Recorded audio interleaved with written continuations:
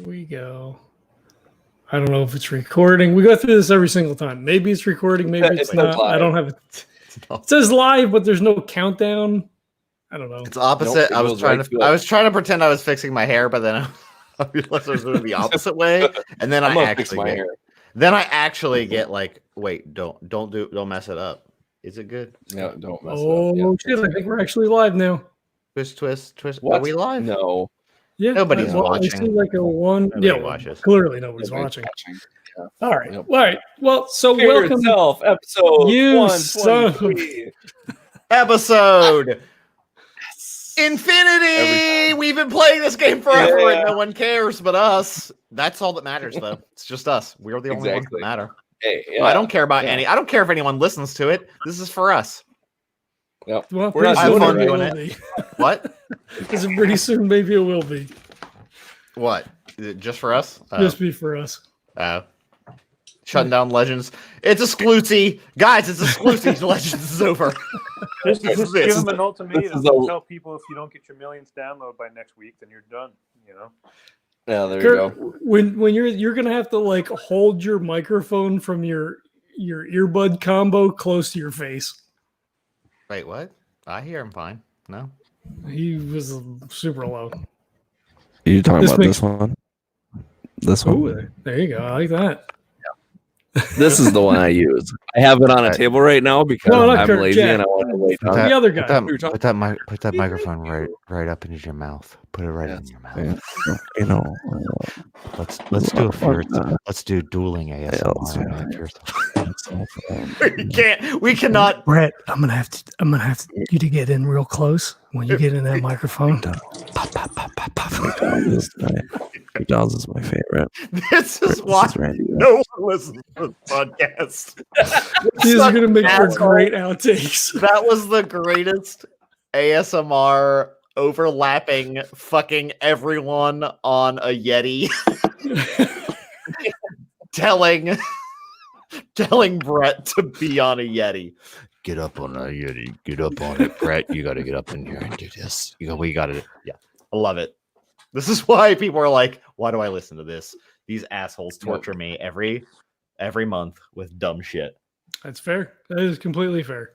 But this is God, I got so many good missions. Like I got a couple good missions going. I've started getting some well, it'll probably take us weeks, months, years, whatever. 2 missions, hopefully 2 years, whatever. We'll see. But I'm on it.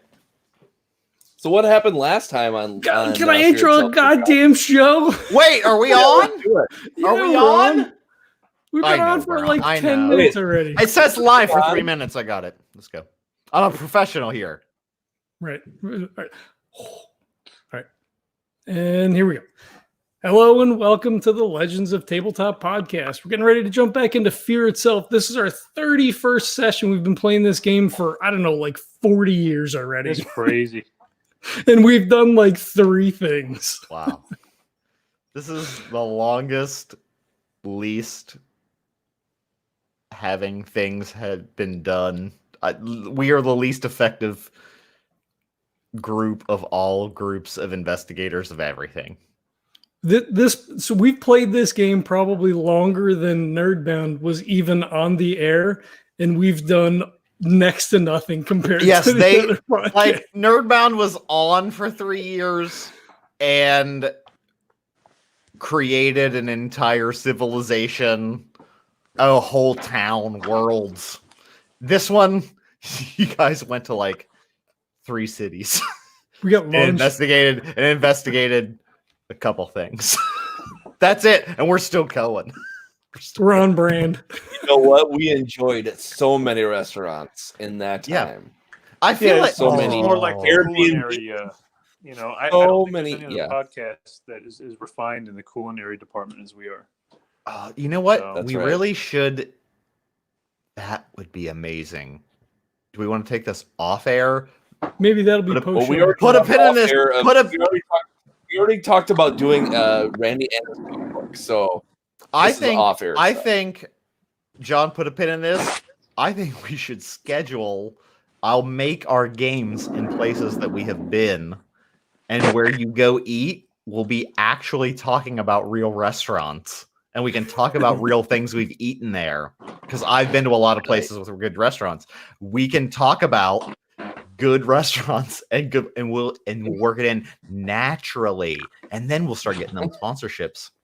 See, that's There the you go. live LARP. We all get together, we all go out to eat, and then the whole thing takes place at the restaurant while we debate endlessly for hours. Yeah, on how to approach a UFO sighting. And we're like, shouldn't we go and at some point we should investigate, right? We're like, no. We got to plan this for hours. And then we go and then we all get arrested immediately. Because that's how this game works. Yeah. And then people that work at the restaurants will be just as flabbergasted and annoyed by us as our listeners. Thank you, everyone. We love you. Thanks for tuning in. All right, let's get a recap. Quick fires. We're gonna do some quick fires. These are some quick fire missions. We got it. I'm hoping so. All right, so we got back from our European adventure. We talked to Edward. He wasn't super thrilled that we didn't do exactly what he wanted us to, but we kind of explained the situation, kind of brought him around, but he did get the feeling that we were maybe less than pleased. Randy much more so than the rest of us. He kind of laid everything out on the table. Jack and Erin went outside, and Randy had a quote-unquote heart-to-heart with Edward, which essentially resolved nothing. Randy is... Oh my God, Brett, you have to stop making random noises. Yeah, sorry. It's almost done. Randy, after the fact, told Jack and Erin that he really only trusted the two of them.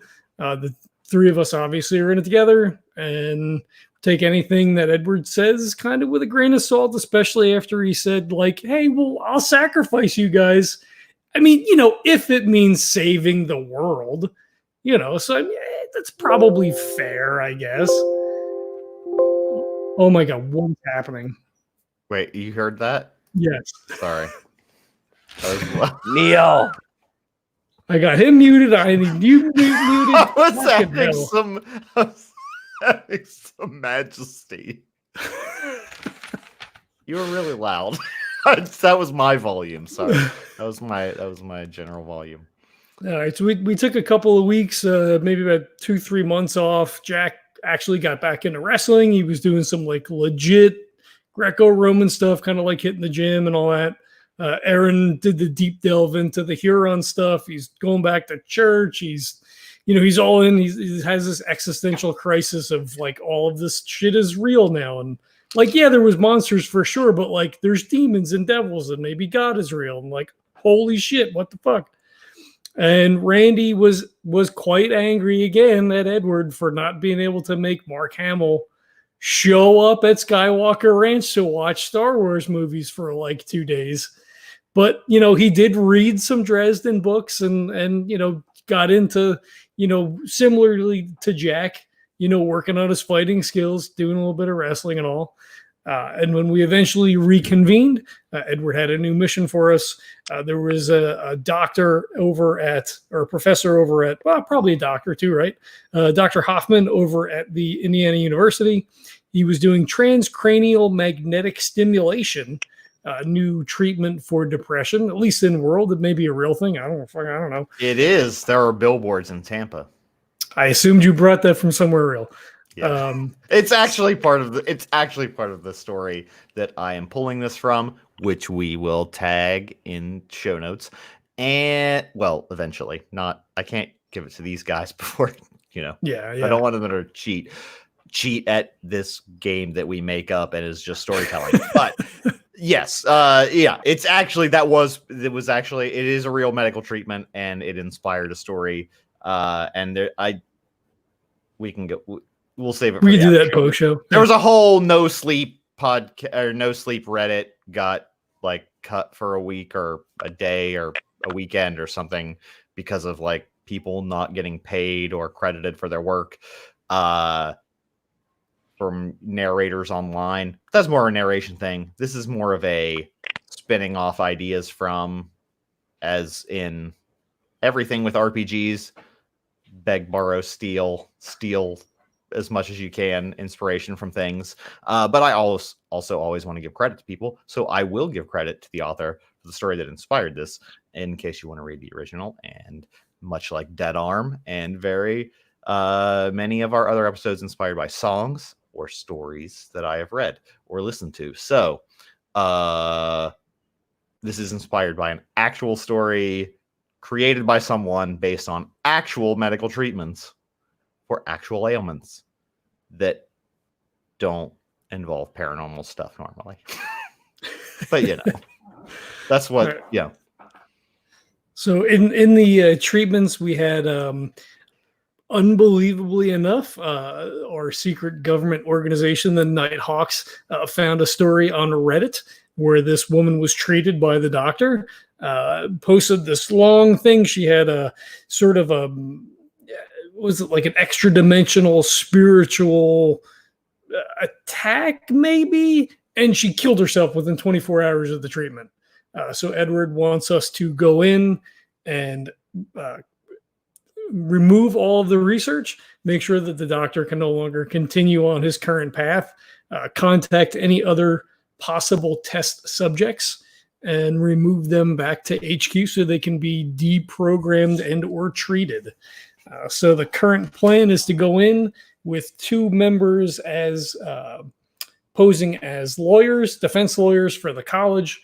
We were supposed to have a forged letter signed by the dean to say that we were there to help out and to offer any assistance that Dr. Hoffman could.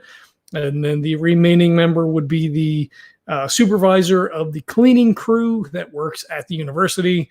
And that person would go in and yoink the research, the hard drive, destroy the equipment, and do whatever other things that ne'er-do-wells do in the dark of the night. It's a great plan. I'm liking it already.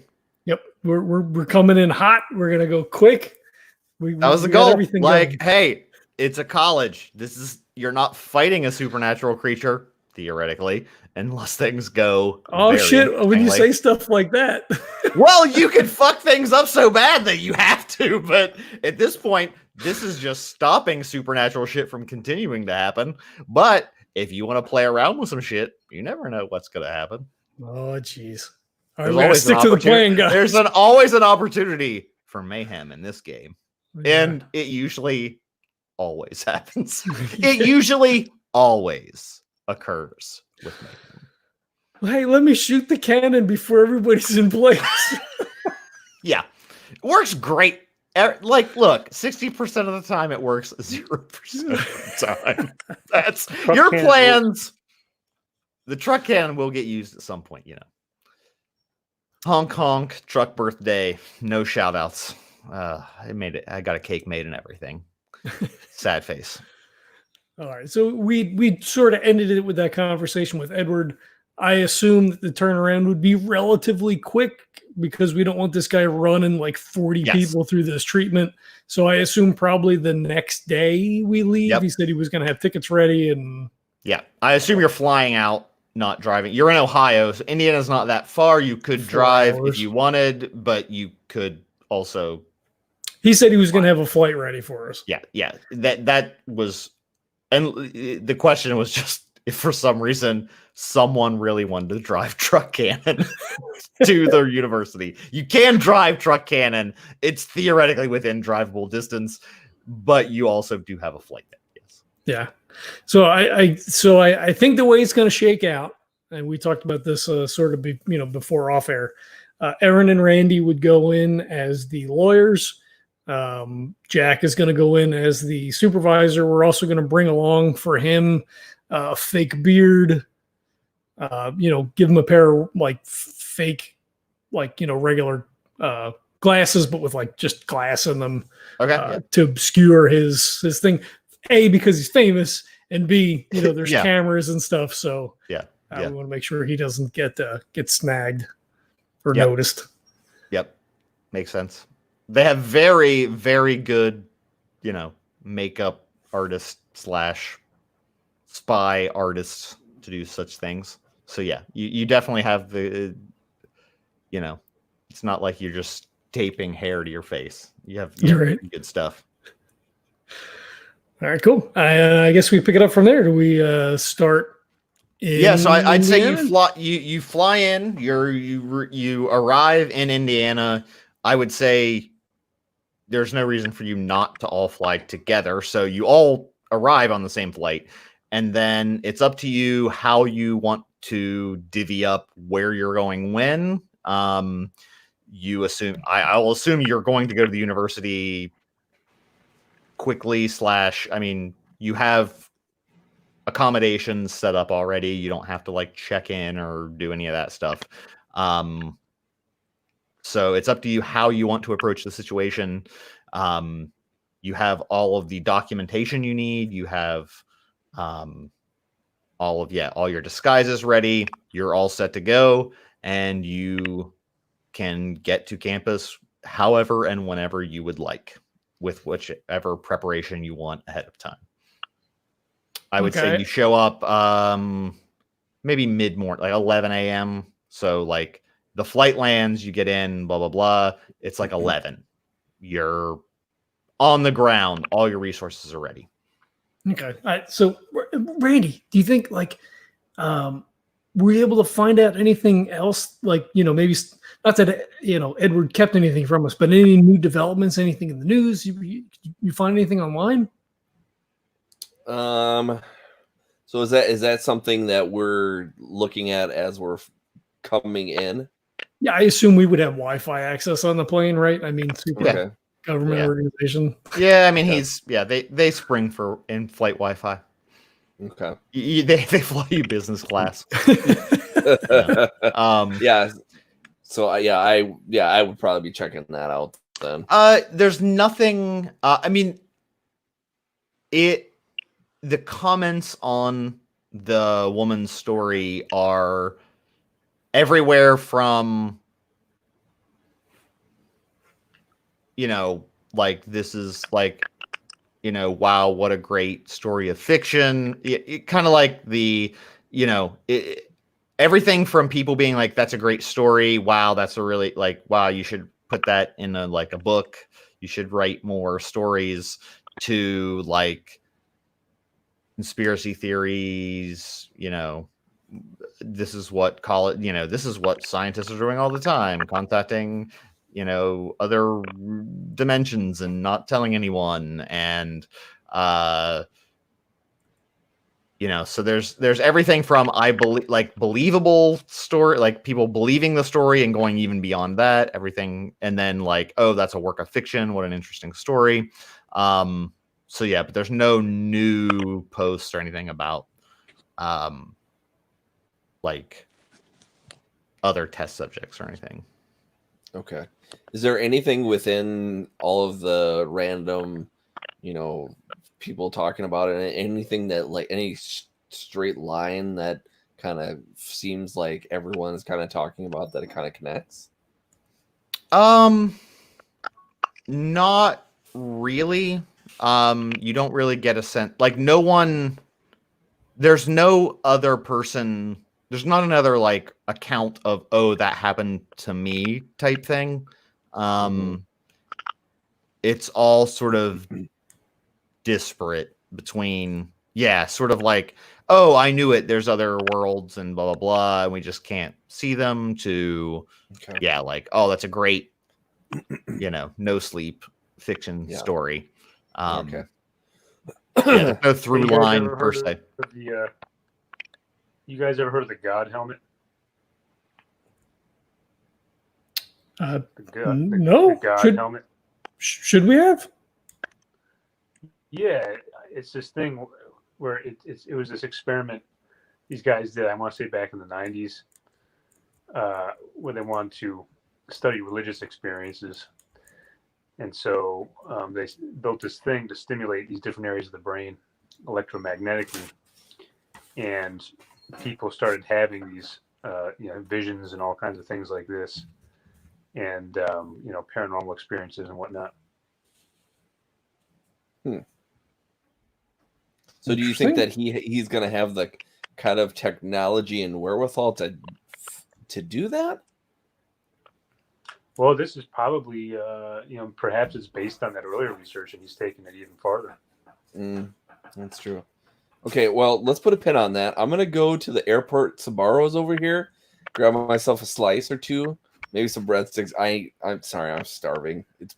Training has been kind of rough, but yeah, that's a good theory.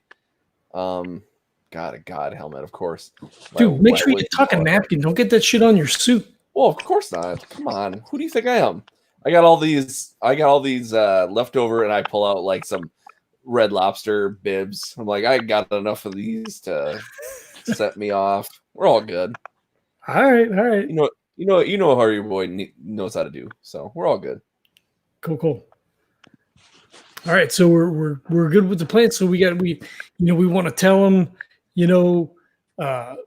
we need a list of subjects. We want to look to see where he's pulling paper files from.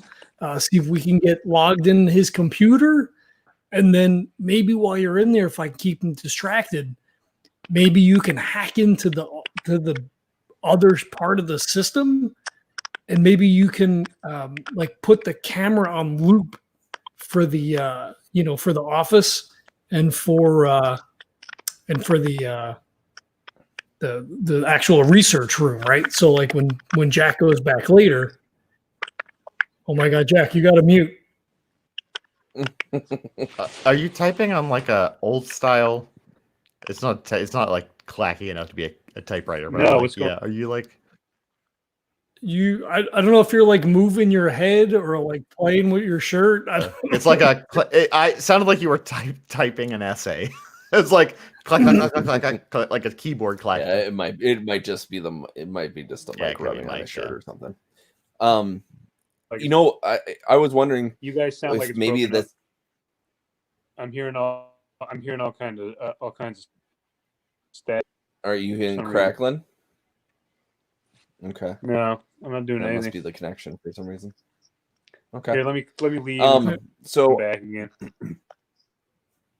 Okay. So I almost wonder if maybe I can. I'm talking to you, Neil. I wonder if this is something where I can actually get the. Okay, so Randy, real good computers. Kurt, not so much. So maybe I get the IP address of the cameras and hack into that to where I can get that.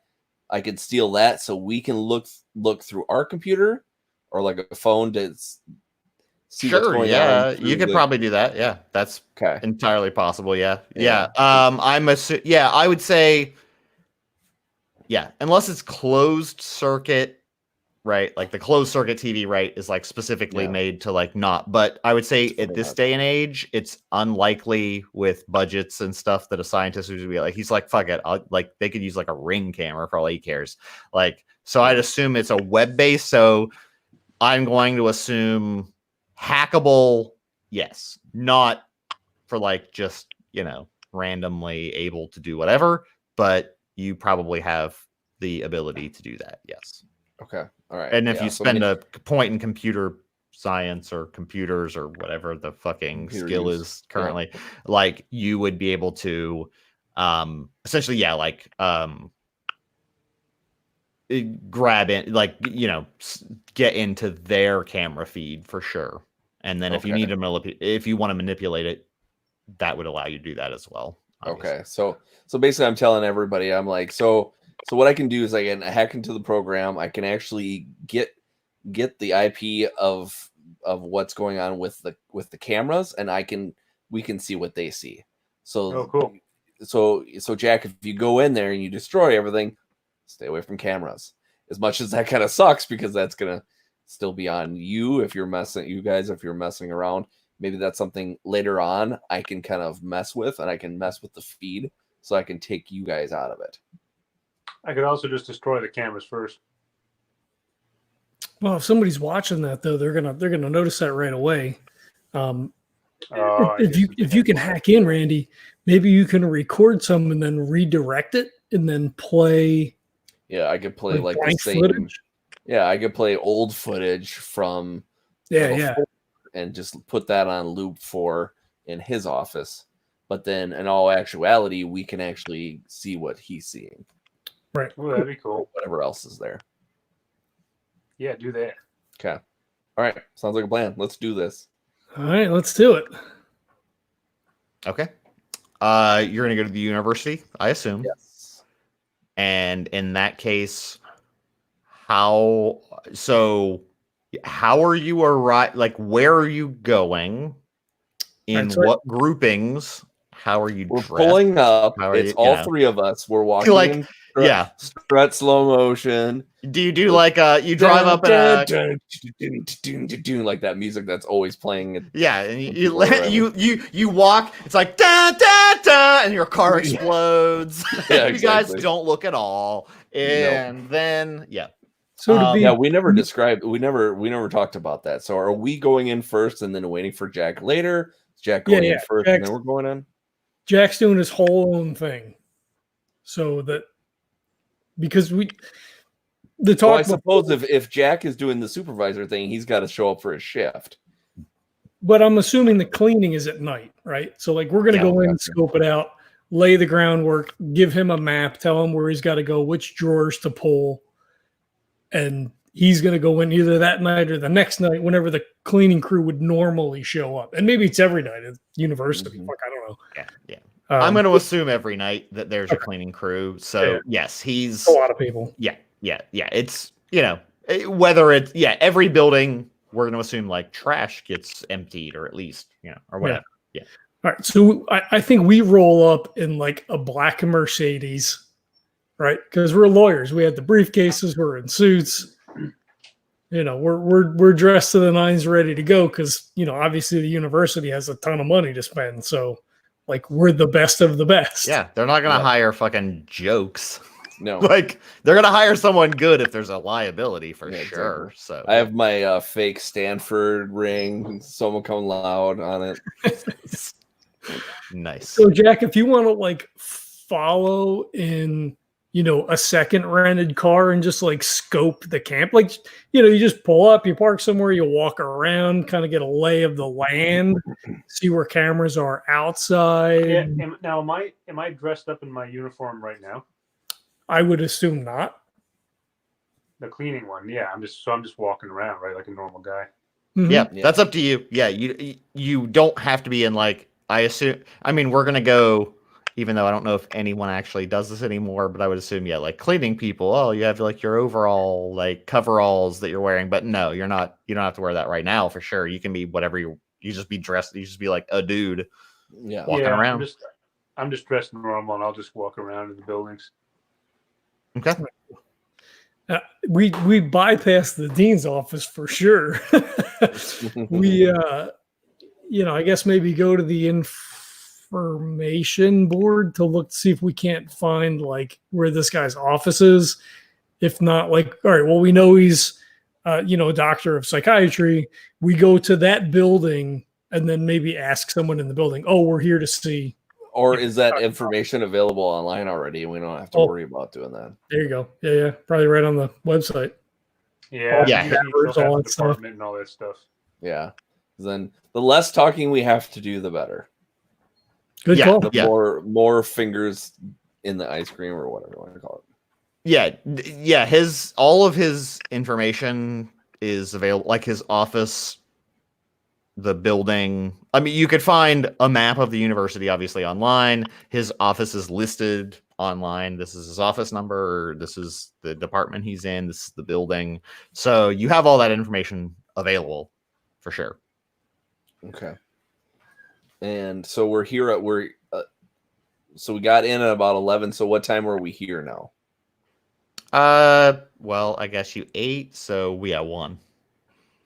You had some Okay. Sabaros, a couple slices. Yeah, exactly. So I think we're not my- sponsored yet. No, I think my Sabaros, going to Sabaros screwed it up because we probably could have caught him going to lunch. But so now we're gonna have to see if in he's his in office, session. right? I mean, because we want to get on Well, the yeah. computer. Yeah, that's true. So yeah, if he's not even there, then maybe we can break in. Maybe we just wait for him to come back to his office. Come on. Where's your sense of adventure? I'm an attorney and I'm confiscating this computer. And you're like, I don't have a badge. Attorneys don't have badges. Sorry. Yeah. What do you have thieves' tools for? I don't know. Okay, go ahead. Yeah. So it's like one something ish. When you get on campus, you have a whatever Uber Black, whatever you want to use to get there in a fancy enough car. You're dressed in full suits. You have a map of the campus. The building is, there's you get dropped off near the building.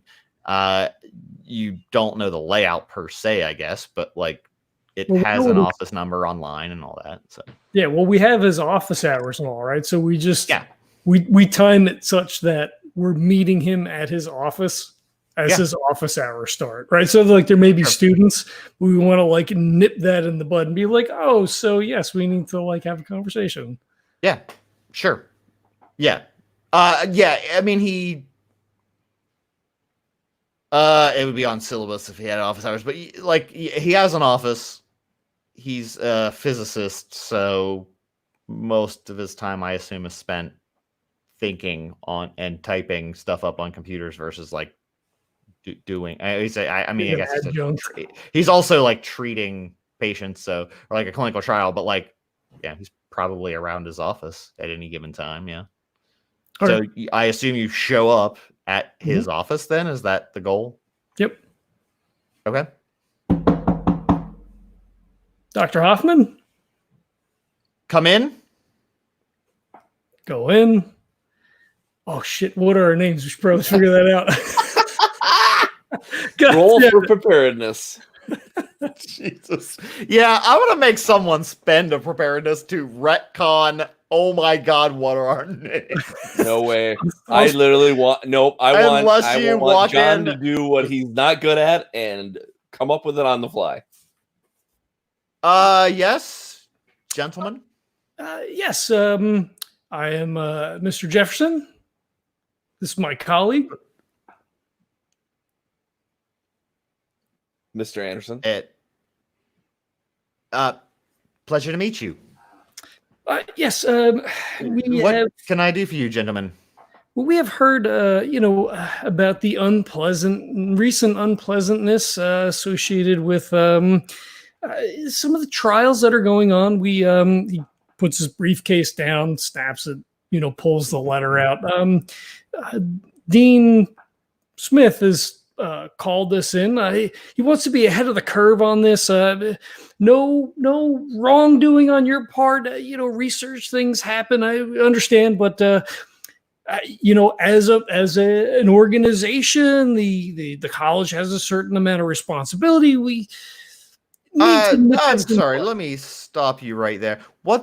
So what is this? Hold on. Let me just close this door in case anyone seems like this might be somewhat sensitive. He closes the door. He's middle-aged man. You wouldn't suspect much. He doesn't look particularly nerdy or, crazy wild man-esque. It's just, a regular seeming guy, unassuming. So, gentlemen, what can you give me a little more information about what you're referring to specifically? Yes, and like he pulls in his wallet, he reaches out, gives him the business card that Randy pre-made for the thing. Yes, the dean has contacted us, lawyers on retainer, of course, for the college. He is somewhat perturbed. I don't know if that's quite the right word, but we understand that there has been an unfortunate accident in regards to the current research that you're working on. A young woman committed suicide. Accident? What? Oh, yes. The subject for my clinical trial. Yes. Yes. seems that she posted some rambling thing online. Of course, the college gets very nervous about these sorts of things. Yes, it's most unfortunate, but obviously she had severe treatment-resistant depression. Again, which is TMS. If this is the trial you're referring to, it's a relatively novel therapy. It does seem to function quite well, but these patients obviously they have severe depression and could there's a chance that something happens that in any research trial, obviously, we're meant to help these people. And it's an unfortunate circumstance that she succumbed to her disease. But I believe, we followed the protocol. There's nothing, I've disclosed everything. We have research notes on everything. So I don't think there's any reason for any liability to the university. As far as I'm concerned, it is. I wish only that it were more effective, obviously, but these things happen. She obviously was a disturbed girl. I have read the report. There's no data to suggest that this treatment would cause hallucinations. Perhaps she was using drugs or and not disclosed to the study, or even maybe she wasn't disclosing all of her symptoms to us. Often people don't answer survey questions honestly. Perhaps I was somewhat misinformed. I believed that this was the first wave trial. I thought these were healthy individuals that were undergoing the research currently. No, these were these patients did have symptoms. It was an early trial, but it's an approved study, or an approved treatment. So we were using experimental methodology, but it was. Am I retconning something, John? By the way, can we cut first? I might have misheard. I thought that the phase 1 trials were healthy subjects. I guess technically they usually are, but I don't know if I specifically unless said. they had a control. You could say you had a control group, maybe that had healthy subjects. Phase 1 usually is healthy, but I guess this is an approved treatment methodology. It's just doing it differently. So I guess I didn't assume offhand that they weren't symptomatic at all. Unless I specifically said that it was healthy. I don't remember if I said that. I was listening while I was at work, so I might have misheard it. We can. I don't know if we want to retcon that whole thing or not. Then I don't know. I can do that, but if you want to go with that, she had minor symptoms or whatever. That's fine too. I said, I might have misheard it, but okay, yeah. It could be, I guess, misinformation on the part of the agency as well. So, okay, so not character information. So, is it just the university that's taking this claim, or is it the family too? Neil, would we know that whether or not the family was pursuing any sort of legal action? They currently, I get you weren't briefed on any of that. No. Okay. All right. So yeah, no, you don't know that. No one said anything about that. So okay. What was her name again? And have it. I don't remember. I didn't list it I don't have it as a note, so I assume I didn't make a name up for her. Okay. Do you mind making one up just so I can use it? Sure. Let me make it up.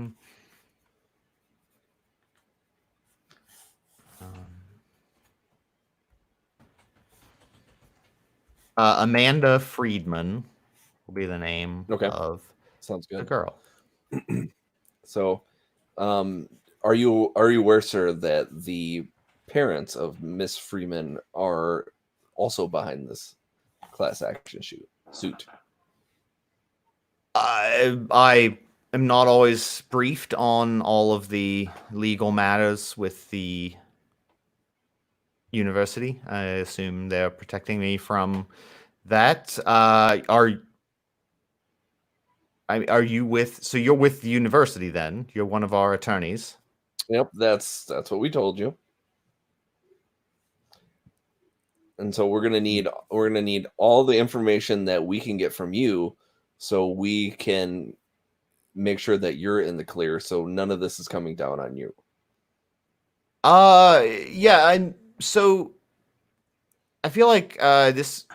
I mean, I'm not used to any legal proceedings. Everything's gone according to design before. So I feel like maybe we should get the dean involved. I feel like this might be a conversation that we should have, maybe even the provost coming in. As you can see already, we already have the dean signing off on what we need, and he God damn it, words. So this isn't what he's saying. That's just my brain. So we just need to. The dean already signed off on it. He just wants us to get our job done, to come in here, get all the information that we can from you, so we can have all this information, so we can clear your name, clear the school's name. We don't have to have any further damage to your reputation or the reputation of the school. Now you can either just give it to us the easy way. I know this kind of sounds like a bad movie, or we can get more involved. We can involve the dean. We can involve his superiors, and it could get a lot worse. So we're trying. It may, like, right now, me talking to you may seem like I'm trying to be just Mr. Aggressive on you, but we're trying to help you out. We're trying to help the school out. We're trying to help all parties involved. Unfortunately, what happened was something that is nothing that you wanted. It's nothing the school wanted. It's nothing that she wanted. It's nothing that her parents wanted, but here we are. So can you help us? Mr. Hoffman, I apologize. My associate, Mr. Anderson, he's very bulldog in court, and sometimes that carries over into his personal interactions. There is absolutely no hesitation on the part of the university that blames you. I'm sure all of the appropriate the fuck you call those things where you sign your fucking life away? Informed consent. The informed consent is what you sign to know, like, the trial date, like what I'm signing up for. Right. So the consent forms were all signed. All the I's were dotted. All the T's were crossed. Of course, there's none of this is going to come back on you in your research, but the research in and of itself, it means papers for you. We want to make sure that is unblemished. That also means potentially quite a bit of money in regards to the college as this makes its way through various things. And he slides the letter across the desk. I like to spend a point of reassurance to sort of bring them around and kind of like get them kind of like settled down. Like, hey, we're on your side. We're just trying to, get things to explain to us the process. Hey, maybe show us the lab. Can we sit down and, see, pull up your notes? Can we like look through, read through that here real quickly? Let us, show us what you're doing so we can report effectively. Yeah. He takes a look at the letter. He reads it over carefully. Yeah, it looks as if Dean Smith has requested this meeting. So yeah, of course, I'm happy to cooperate however you want. So yes, I can make the notes available, obviously confidentially. It's HIPAA laws would require everyone obviously to maintain confidentiality, but I assume attorney client confidentiality here, correct? So yes, I can, let me just search here for a moment. Yes, here's her file. Here's everything I have on her. I have everything, paper records, mostly, as they most of this process required treatment and then journaling. So we've collected the journals that she had written in the meantime, and you are happy to have those if you want to make copies of those for the university. Yes, excellent. Could you also tell me how many other people have been through the process? How many other people are enrolled in the program? Do we have records for those people as well? We may want to reach out proactively, perhaps, to those individuals. Of course, I would leave some of that up to the dean to see what his thoughts were on that. But we should at least be prepared to see how big of a process this is going to be. Certainly, but I'm worried here about interfering with the research too much. You contact the patients, obviously that could throw some bit of a bit of a wrench in everything. There have been 3 subjects currently. It's a very new study. We're using obviously what we're trying to do is essentially target the more effective regions of the brain to treat depression that's resistant to chemical drugs. It's been very effective, TMS in general, but we know that you could improve this by more focused targeting, more intensive wavelength frequencies. I've done a lot of work. I'm a biophysicist, so I have run various simulations looking at ways to activate or repress certain parts of the brain. It's all it's very technical, but what I was proposing was that if we could focus this energy more specifically and to other regions of the brain, that we could actually improve the results of TMS. It's the best part of it is it's non-chemical. It acts quickly. It's essentially just sending high frequency waves into the magnetic frequencies into the brain to reset the parts that are broken, the parts that are not functioning correctly and causing a depressive state. So it's been done for years now, and in this case, it's just a more targeted high intensity treatment. And so I don't believe there'd be any reason to think that there'd be any adverse or off target effects. But so it's been a relatively few patients that have gone through the procedure. Mostly we're mapping at this point and trying to better target what we're looking for. So here are the files on the other 2 subjects.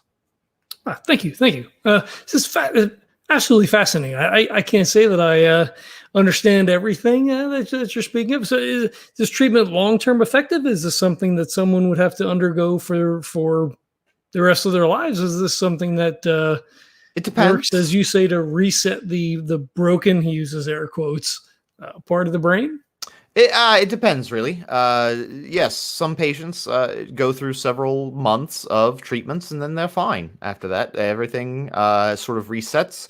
The brain starts working normally again. The electromagnetic signals are reactivated and not as suppressed as typically they are in a depressed brain.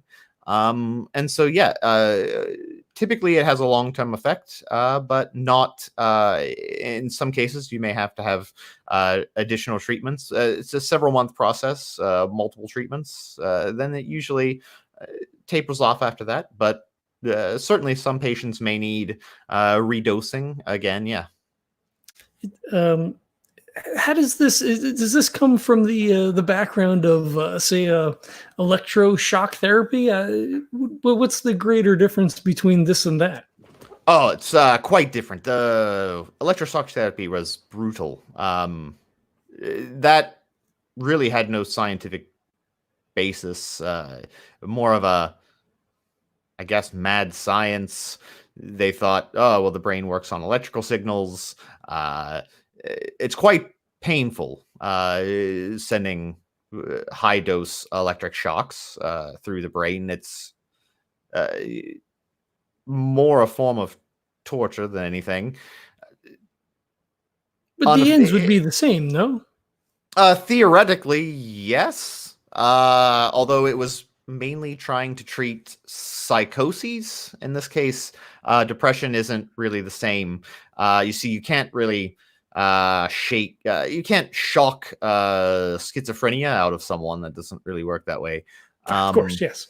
But in this case, you'll notice that since the field of functional MRIs came around, you could actually look at very specific regions of the brain's activity, and we noticed a pattern of lower brain activity in certain regions of patients with depression. And so if you utilize this high frequency electromagnetic pulses into the patient's brain, it would re-stimulate those in order to produce an effect similar to antidepressants, but without the negative side effects of those chemical drugs, and sometimes more effective. But yes, so the difference is one is quite painful and barbaric. The other, this TMS is entirely painless. You're awake the whole time, much like if you get an MRI at the hospital. You don't feel anything. It's just a magnetic field around you. In this case, it's just targeted to your brain in very specific regions. So yes, it's entirely painless. It does require multiple treatments. In this case, there's been no data to suggest hallucinations or delusions based on treatment. I haven't. Obviously, we do multiple. We do brain scans and those sorts of things, but we don't do blood work for these particular patients. So I couldn't say whether she was on drugs, but college students, you never know what they may be doing, whether they say so in the trial or not. But certainly, TMS has never caused hallucinations in the past. The data is quite robust. Obviously, this is a new territory, but I don't see any reason why we wouldn't, why we would believe this has had anything to do directly with the treatment and not with the patient herself. So I think we're definitely in the clear. Whatever I can do to help clear this up for the university, obviously.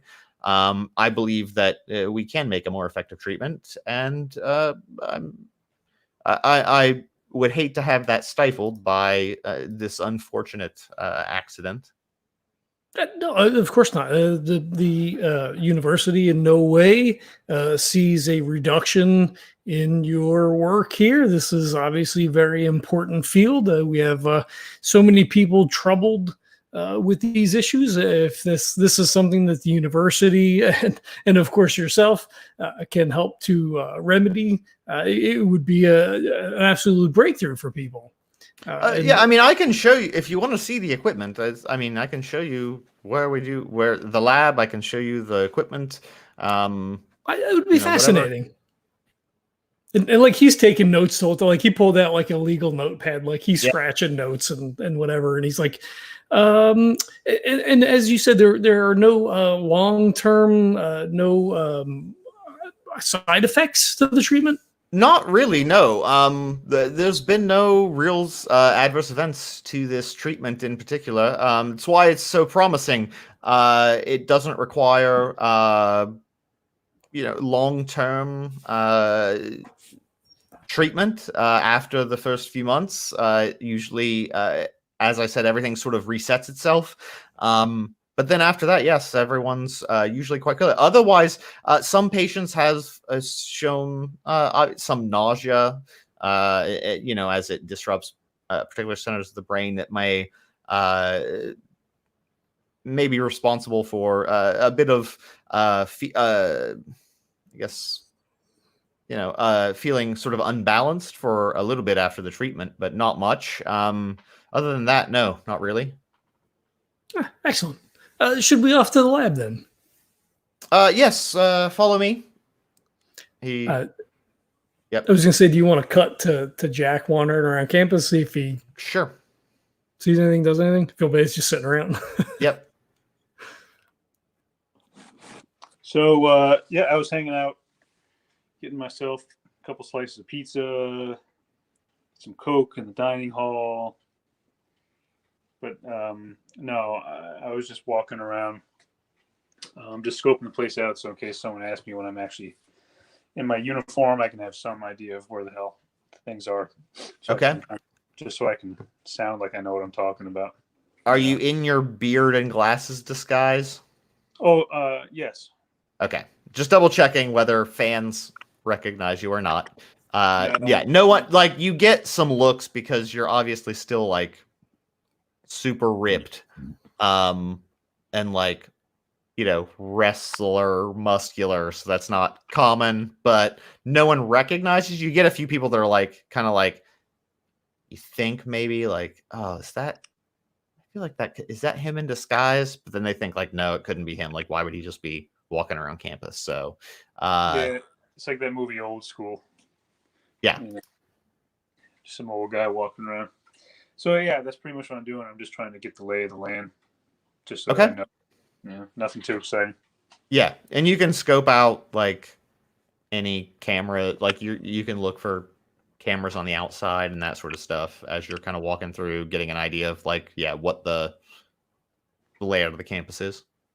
Yep. Okay. So you guys walk down some hallways. You go through some like a key code door that then leads into what looks to be sort of newer facilities. I guess we wouldn't need it, right? As I say, notice check to see the numbers that he punches in, but I guess Jack is going to have. It's actually a card, like a card swipe. like Okay. a keypad, like a card, like a beep card deal. Okay. And you go through.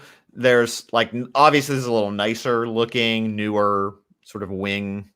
You go into another badge door, and inside is, it looks like a comfortable,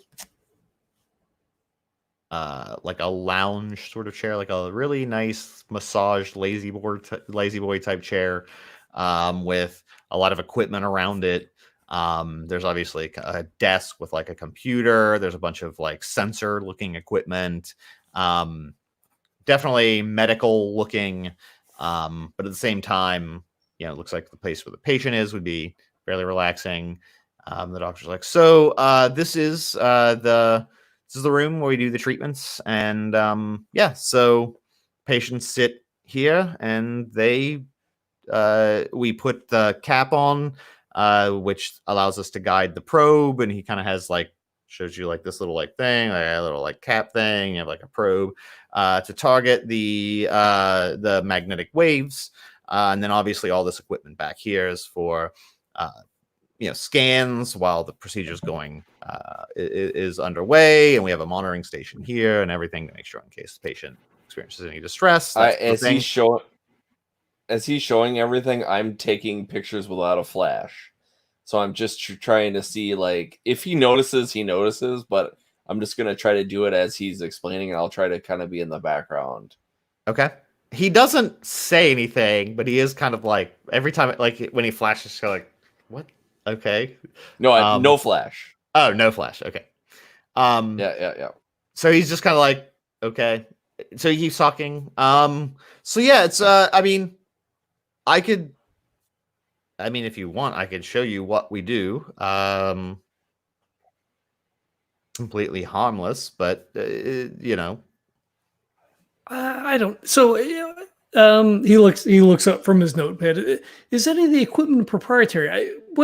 What is it about your current line of research that differs from the current orthodoxy?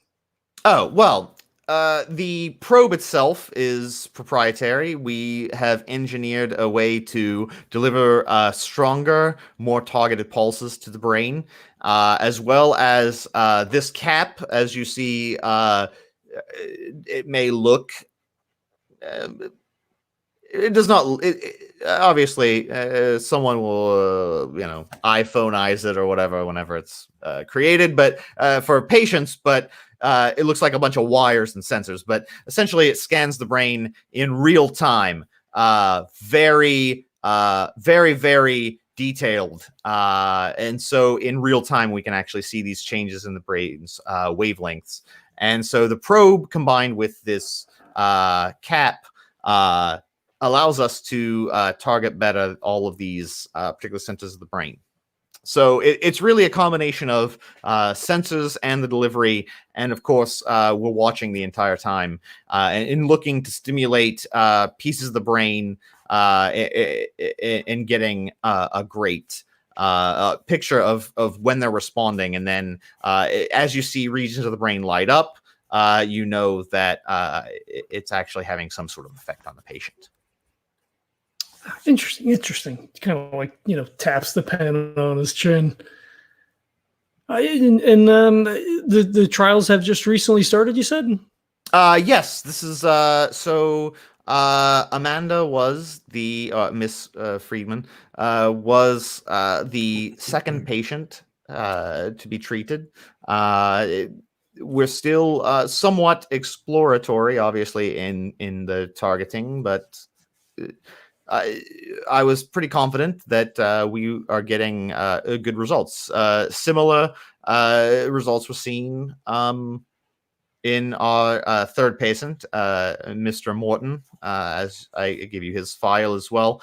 As you can see, it's fascinating. He goes back, he gets into science mode and starts like typing on the computer and is like, as you can see, look at this. You can see right here, turns the monitor around. It's like, see, in the he has like a brain that's like all lit up, and then one that's like the depressed brain has like less fMRI. He's like, but as you can see, look at this.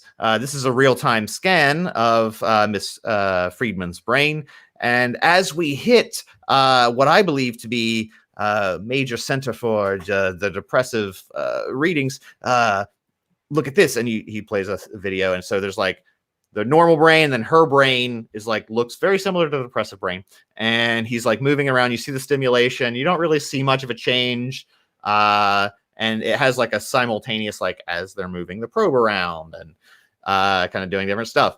And then at some point, like they're doing it, and then you see this like bright, like light, like effect through her brain, and then like all these like pulses and lighting up.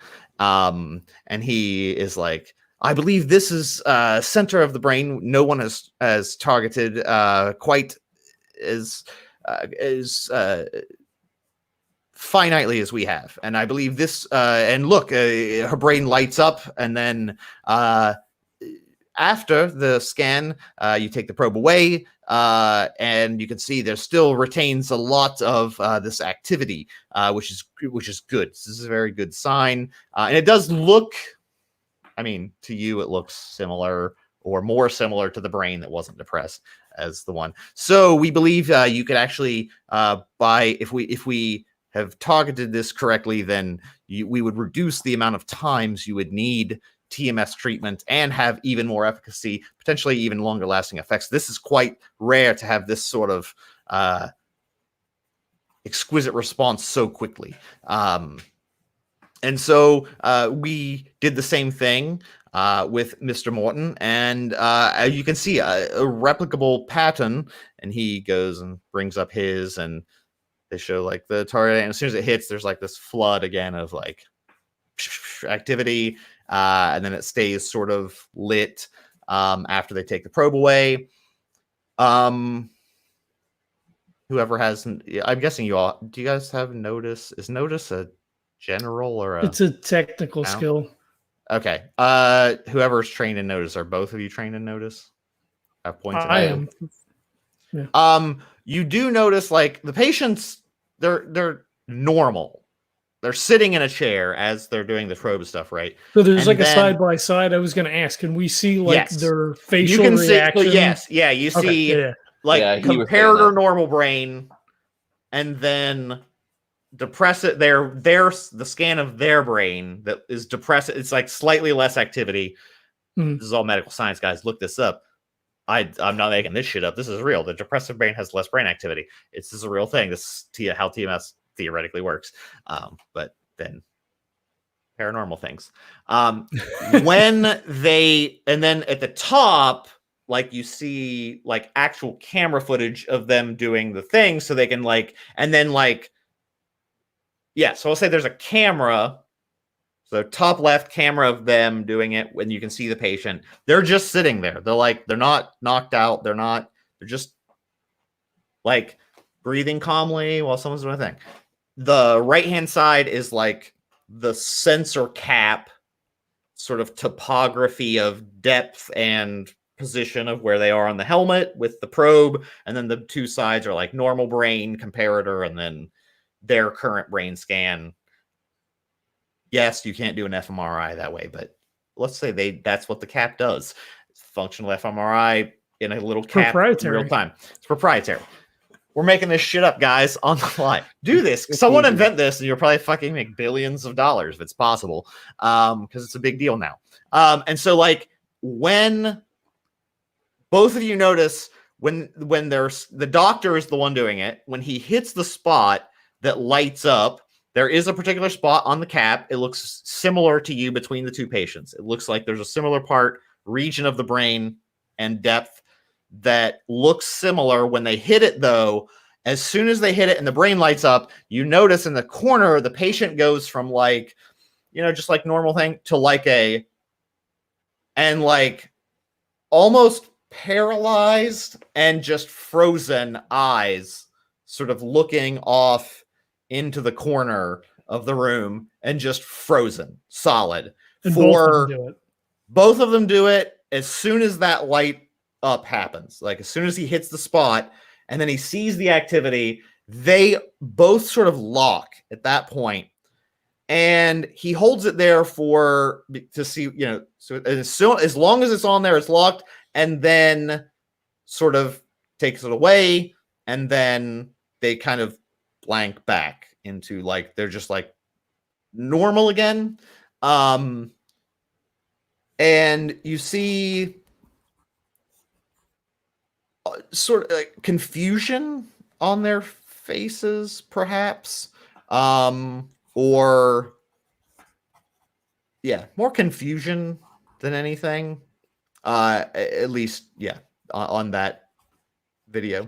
If I spend a point of notice, will we notice anything else about the video? No. Okay. I mean, you can spend a point of notice. You can spend a point of notice to notice that everything looks totally normal otherwise. Yeah. Like it doesn't do any. Like that's that. Yeah. Okay. I didn't know if there was other information to glean I would spend. If there's, I don't know what you would glean, but yes, there's nothing really you would glean Okay, other than yeah. that. That's pretty specific, and I don't think I have anything else. Okay. I mean, you don't have to spend a point of notice. I'll tell you, there's nothing on the video that looks paranormal to you. Right. There's nothing actually hovering in that corner.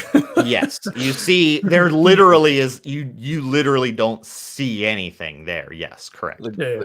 The girl from The Ring is in the corner. Yeah. She's like beep beep beep. Yeah. So then he asks as he's going through. He says, "So I noticed that you move the probe around, but it seems that it's at this certain location that you are able to trigger this reaction. Why not go just to that specific spot?" Well, I mean, that's the plan. Yeah. Obviously, that's the plan. Yeah. But that's what we did on subsequent trials. Yes. So, or subsequent treatments. The patients have received multiple treatments so far. But yes, after we noticed the first patient, we didn't really have the first scan of the first patient. We didn't really notice that effect. After we noticed it with the other two, we've begun repeating that, obviously, with 3 patients treated so far. And obviously more patients are being enrolled as they qualify. So that's the goal now, is to target that region. Although, as you've said, it does look like, obviously, there's no data to suggest there'd be any untoward effects, but possible something could be stimulated. So I think at this point it's prudent to at least investigate further. I would certainly watch the patients being treated more closely. I do think in this case you don't know what would happen with any individual research subject, and students are obviously keen to do some of these research studies, not just for science, but for the money. We do pay a stipend for subjects, but yeah, so that is the goal. We've targeted that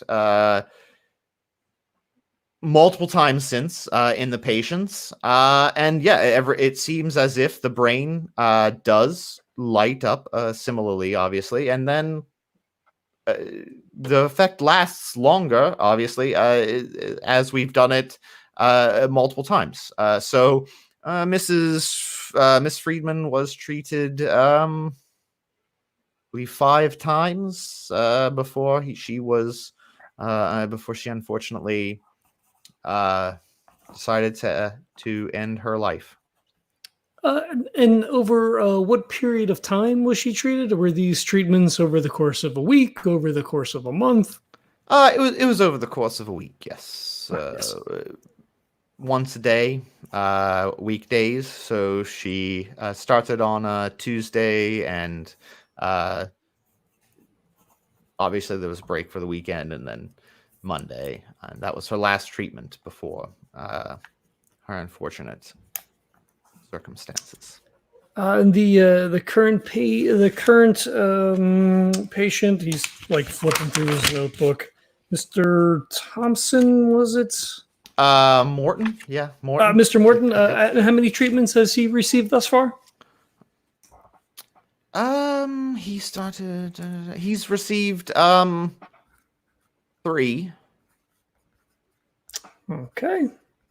And the first patient, I don't believe you discussed their name. Yes, it's Miss Yang. And how many treatments did Miss Yang receive in total?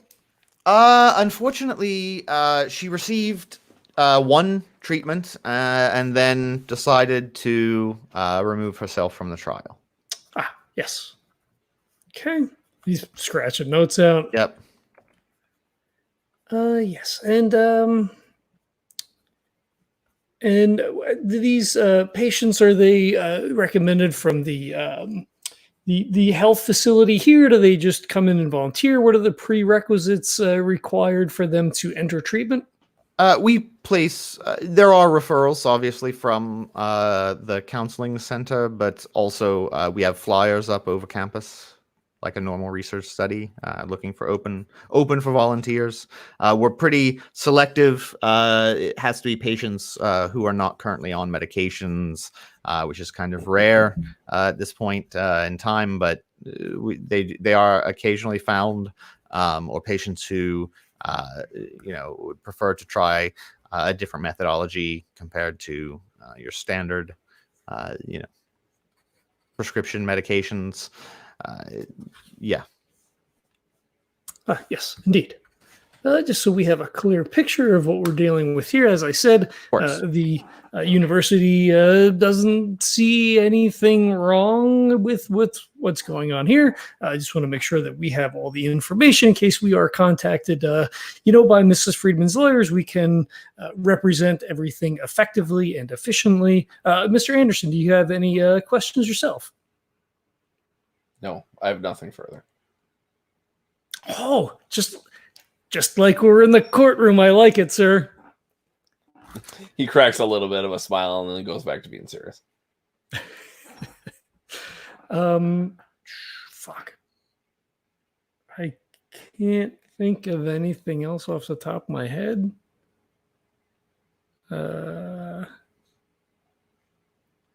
So then he just wraps up and he says, yes, so you have our card. If you have any further questions, if we can perhaps go back to your office, I can get your contact information as well. If we have any other questions, we will be in touch. This seems to have everything rolling. This should be a pretty good place to start. I believe we are completely in the clear. As I said, just wanted to make sure that we get ahead of everything. Of course, appreciate it. I certainly don't want. I would never do anything to endanger patients. I believe in this case it was an unfortunate accident, but hopefully we can further refine the treatments and help more people more quickly in the future. Perhaps you could add perhaps a toxicology screening for future subjects to come in if they, as you say, refuse to reveal any recreational things that they are into. This would, again, alleviate us from any culpability from someone not providing the proper information. It's not a bad thought.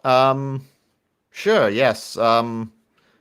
There's probably room in the budget. Not too many subjects, especially if the dean's willing to pick up the check. I'll let them know that we told them. We'll tell them that that's a good way just to CYA. Fantastic. Well, I look forward to having some more research data points then. It'd certainly boost our publication status if we have additional toxicology data, of course. One last question. This is research that's happening just here. You're not sharing this information with anyone else. I assume you plan to publish this research on your own? Eventually, yes. We have filed provisional patents on all of the equipment, and are hoping to secure enough data to warrant full patenting of all of our systems. And of course, we'll share this data readily. I think it's something that would benefit everyone, university included, obviously. Excellent. Good to hear. Good day to you, sir. He shakes your hand. He escorts you back to the office, gives you his card, says, let him know if you need anything else. Excellent. Yeah. They walk away. Sure. I shake his hand too, and I don't say anything. I just shake his hand. And so, like, as we're walking away, I just kind of like, I tap your chest and I'm like, all business. Well, hey, I had a feeling if we weren't a little more forthcoming, a little more, aggressive on him, he would have just tried to pull the dean into it, like, you know, from the beginning. He just wanted to be like, oh, let's make sure the dean's here and talk to him about it and make sure his, you know, we had to nix that right away. Otherwise, it's going to go downhill from there. Oh man, that would have been super bad. The reassurance would was have a good call though. Like the letter with the reassurance, good call. Mm-hmm. Yep. Mm-hmm. Yeah. And you know what? And I saw Erin, I saw that little tickle in your eye. I saw you were gonna want to do like have him probe you, but like I literally was like, oh, please don't. I don't want to have to pull you out of this. Good Lord. You know, with all the crazy shit that we've seen, right? Like, I kind of wanted to do it, but God, fuck, it's got to be super bad, right? Yeah. I mean, you've already been talking about that you haven't been sleeping good. I mean, this would just make it the worst. Come on. Yeah. Well, the first subject, she only got one, and she seems fine. Amanda, unfortunately, she received 5 before she had her break, and then we've got the other guy, Morton. He's only received 3, so I wonder whether or not 5 may be a magic number, if you will, for activating this specific center to open up. You know, it's like that old, you remember the Reanimator movie, right? With the pineal gland, and that guy's got that fucking thing growing out of his head. Like, this could be like that, right? But like for real. Well, or it could be how much can one person take, you know? With Mrs. Yang, Miss Yang, she was like, oh, no, fuck, that's good enough, you know, and took off. Where, you know, Miss Freeman, you know, she might have, you know, had more of a, you know, a will, or maybe even more of a curiosity to find out what the fuck is going on. And unfortunately, it broke her. Yeah. He pulls out his phone, he dials Jack up, or, you know, he texts Jack, and he's like, hey, we're done. Headed back to the car. You know, we'll let you know what we hear, or what we found. Sounds good. I'm just enjoying some more cafeteria food. Yeah, I'm sure you're enjoying the sights, is what you're doing. Nah, man. As I see that Jack is texting about enjoying cafeteria food, I'm like, aw.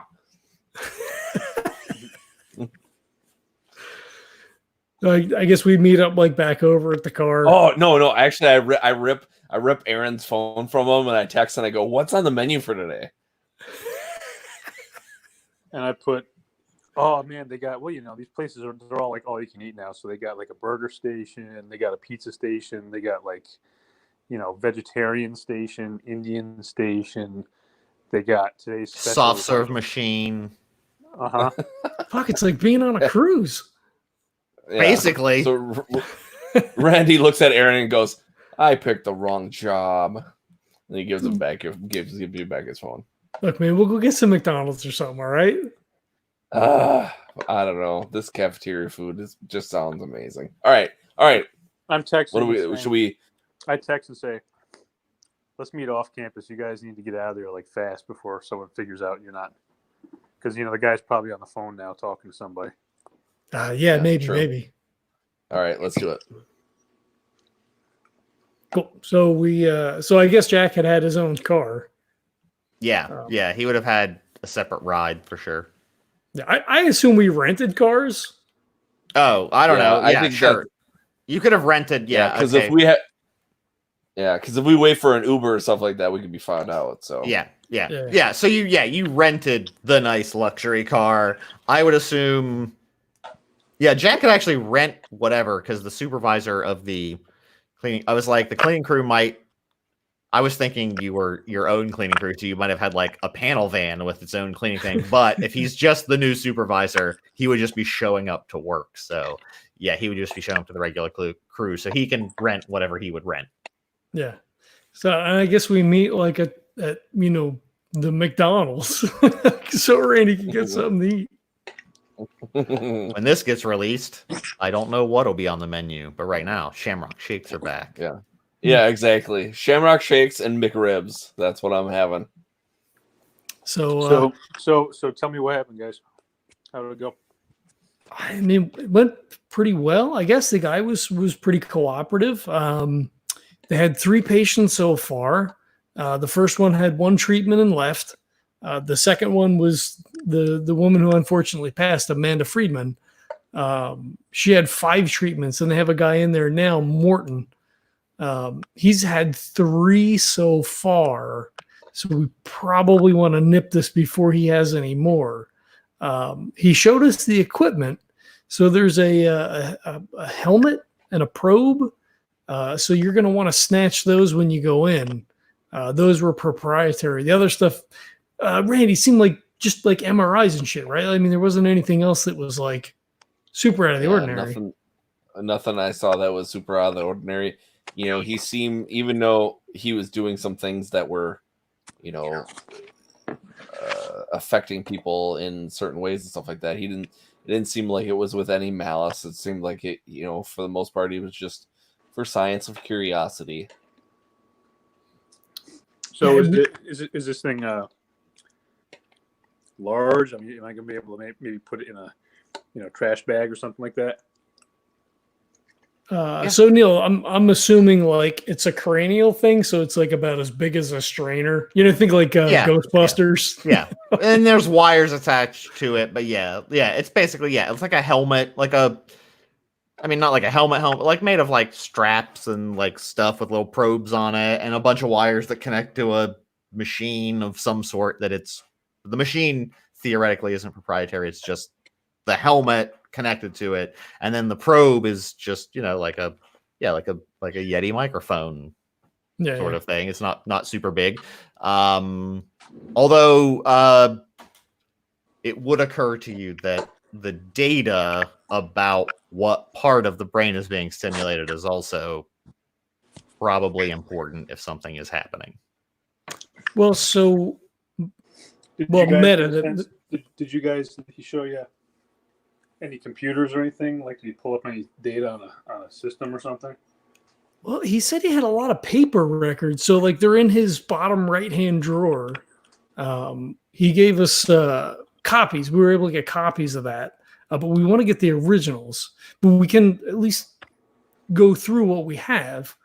Because I mean, he's got to have digital. I mean, but again, they probably have that on a secure thing. Like,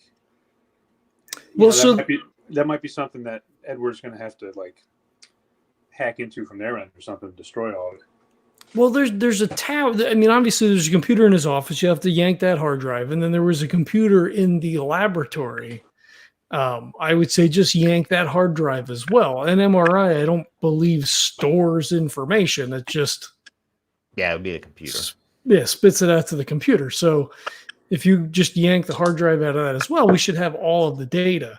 I tell you, the weird thing was when they were doing the scan, the person was just sitting there in a chair, like it was no big deal. But when they hit the spot that he's trying to probe at, they kind of went rigid. Their eyes sort of bugged out and they were staring off into the distance. And when he moved the probe away, they looked confused. And then they eventually, they went back to normal. You think we're going to have to track those people down too? Well, so the first woman, I mean, we can reach out to her and, bring her in, bring squad 4 in and, see what's going on. I think she's probably okay. I think it might be the amount of treatment or length of the treatments in total that maybe triggered this effect, but I don't know. I mean, would you think the same thing, Randy, or do you think something different? I don't know. I think your theory is right. I mean, we have 3 different people at 3 different levels. The first person, she didn't kill herself. Ostensibly, we haven't heard any information, and he didn't say anything had happened to her. And the third guy, nothing happened to him yet either. So it seems like there's a timing issue involved. But they both did exhibit that same behavior, almost like they went away. That's what concerns me. Yeah, well, I mean, when you're in there tonight and yeah, what's up? Well, it all depends. It all depends upon what they saw too. Like, I think we're thinking too unilaterally. Like maybe each person saw something different. It could be. So who knows what's going on there. But the reactions were the same regardless. I mean, Edward thought that he was able to tap into a part of the brain that allowed them to see these outer dark creatures or open the outer dark itself. And I may be putting words in his mouth, maybe, open them up as some kind of a portal, although that's not necessarily what's happening, right? But if they're able to view the denizens of the outer dark or the miasma of the outer dark itself, that's fucked up, right? Like, it doesn't matter what they saw. It would just be bad no matter what. Yeah. I don't know. I mean, it seems pretty cut and dry, right? I mean, you go in with the crew, you split off, you grab one of those big 55-gallon cans and just yank the drives, yank the probe, and then throw them in your car. Yeah. Now, am I going in? Is there going to be crew with me, or is it just me? So I think Edward has it set up so that you're the new foreman, or the foreman got sick and, it's just going to be you, with the regular crew. So, I would say just kind of like, be the dick boss and be like, all right, go get your fucking job done. I'll be down over here. Don't bother me.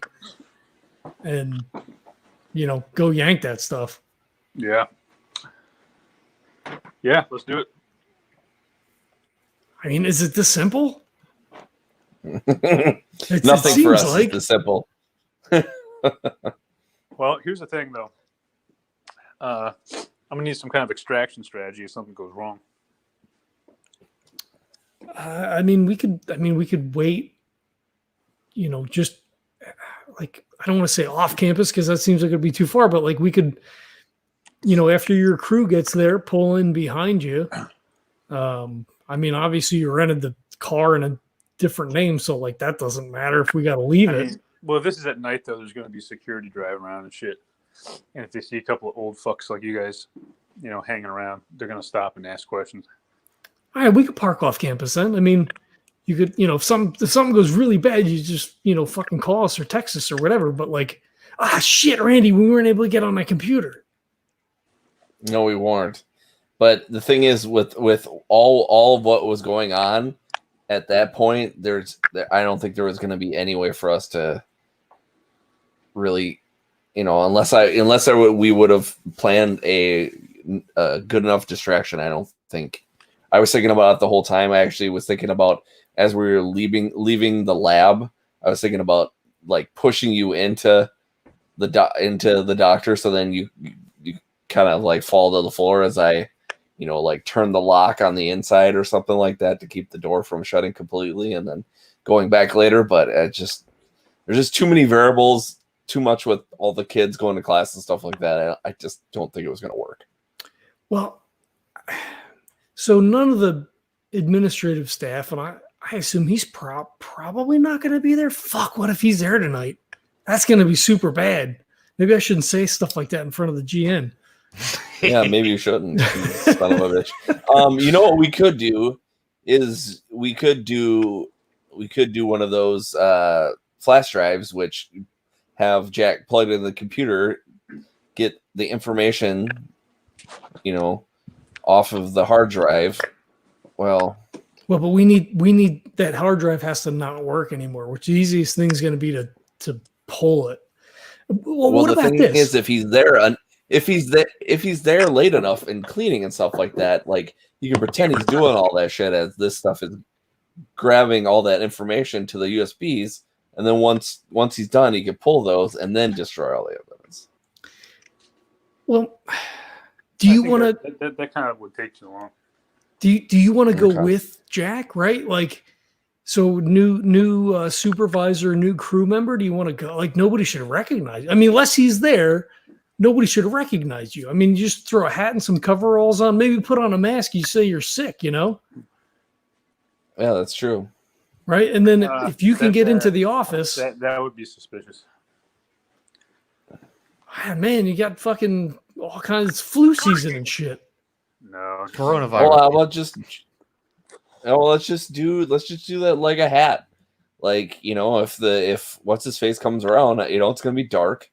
I'm gonna be helping the crew. I'll have the cleaning equipment on. You know, he's not gonna be able to notice anything. Yeah, but Randy, how are you gonna help me anyway? Yo, but Randy can get the dry. Like he could try to. Wow, fuck. We can't get the cameras though. Like somebody's gonna see us sitting at the fucking computer. Yeah. Well, you know what? I thought you guys were. I think we're the cameras and stuff. Yeah, we couldn't get to it. No. Oh, so I wonder if that's so now I'm going to be on camera fucking with everything. Wow, I mean, you got the beard. Yeah, it's just going to have to be fast. I mean, how big is the computer?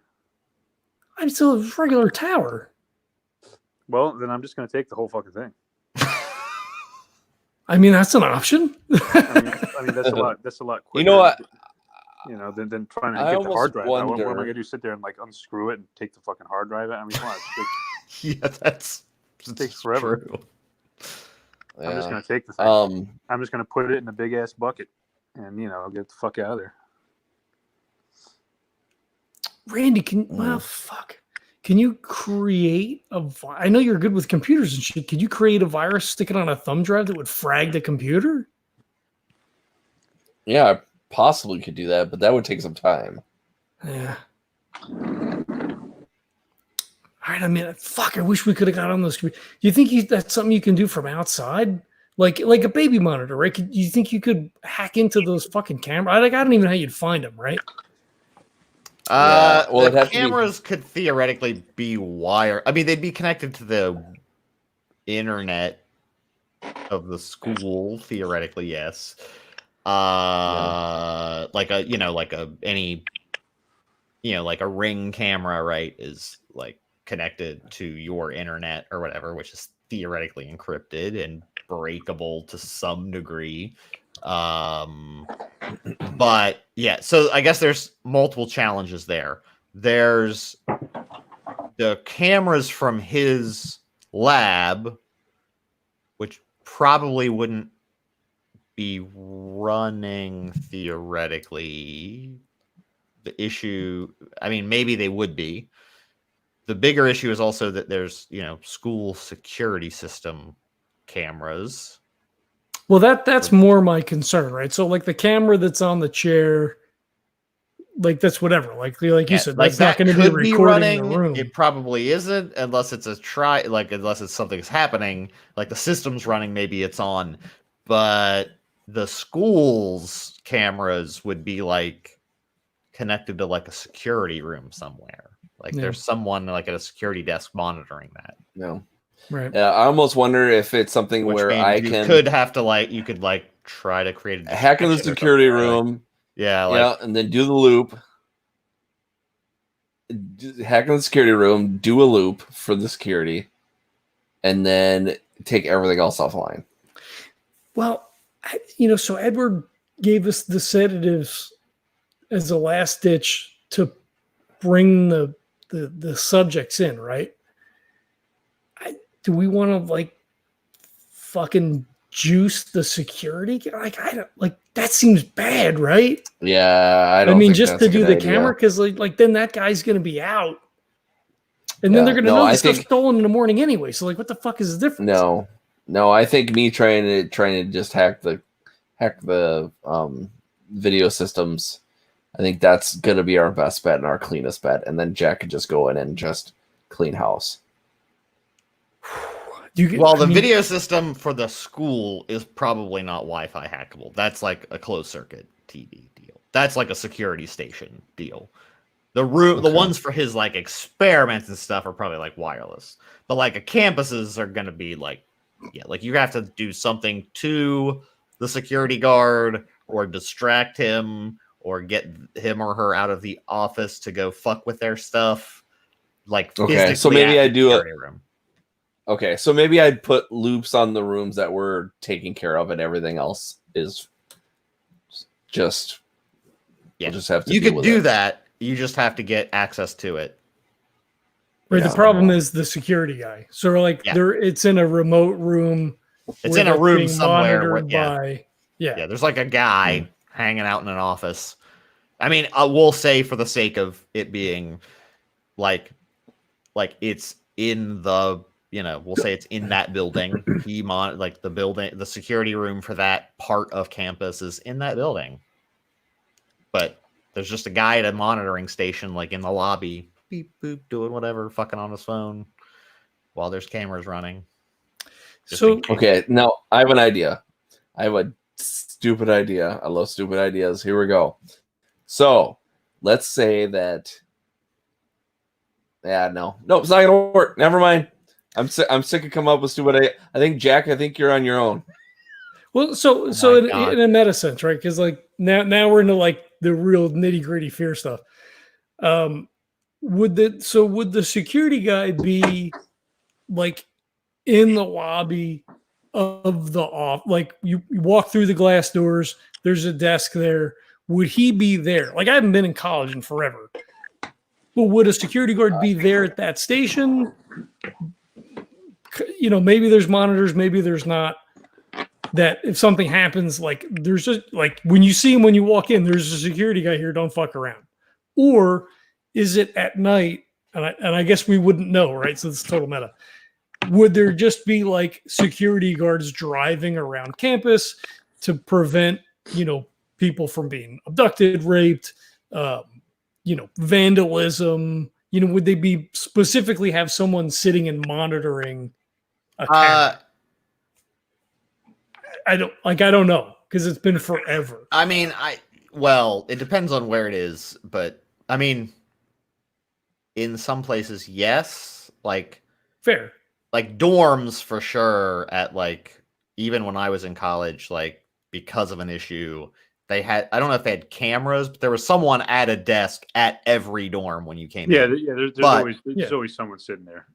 So I would say in this case, because it has like labs and stuff and like potential patient stuff going on, there's always someone there at a front desk. Okay. I mean, that's totally fair. Yeah. Just so we know what there are people driving around. I mean, safe ride and just in case, but like I would say in this case, there is like a guy at a desk with like monitors. Okay. And we saw that when we came in then, right? Like we saw the guy there, you got to sign the book and do the thing and all that stuff. Yeah. Okay.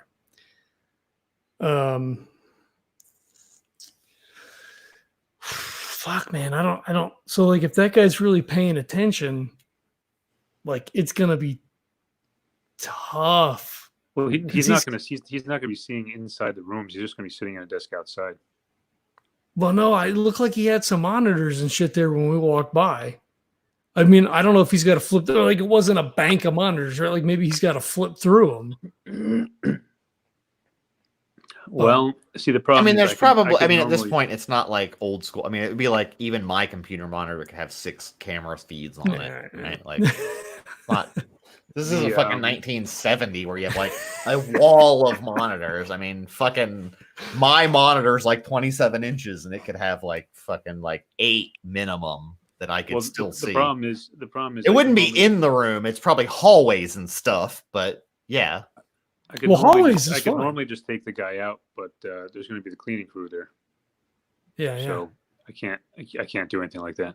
Well, I'm assuming the issue isn't whether he catches you exactly during. It's also camera feeds of whoever's doing whatever post tomorrow when they realize all this shit's been stolen. Well, we're out of there by then. I don't care about tomorrow. Yeah, I mean, Jackson in a disguise, for all intents and purposes. He's wearing overalls, fake beard, hat, like whatever.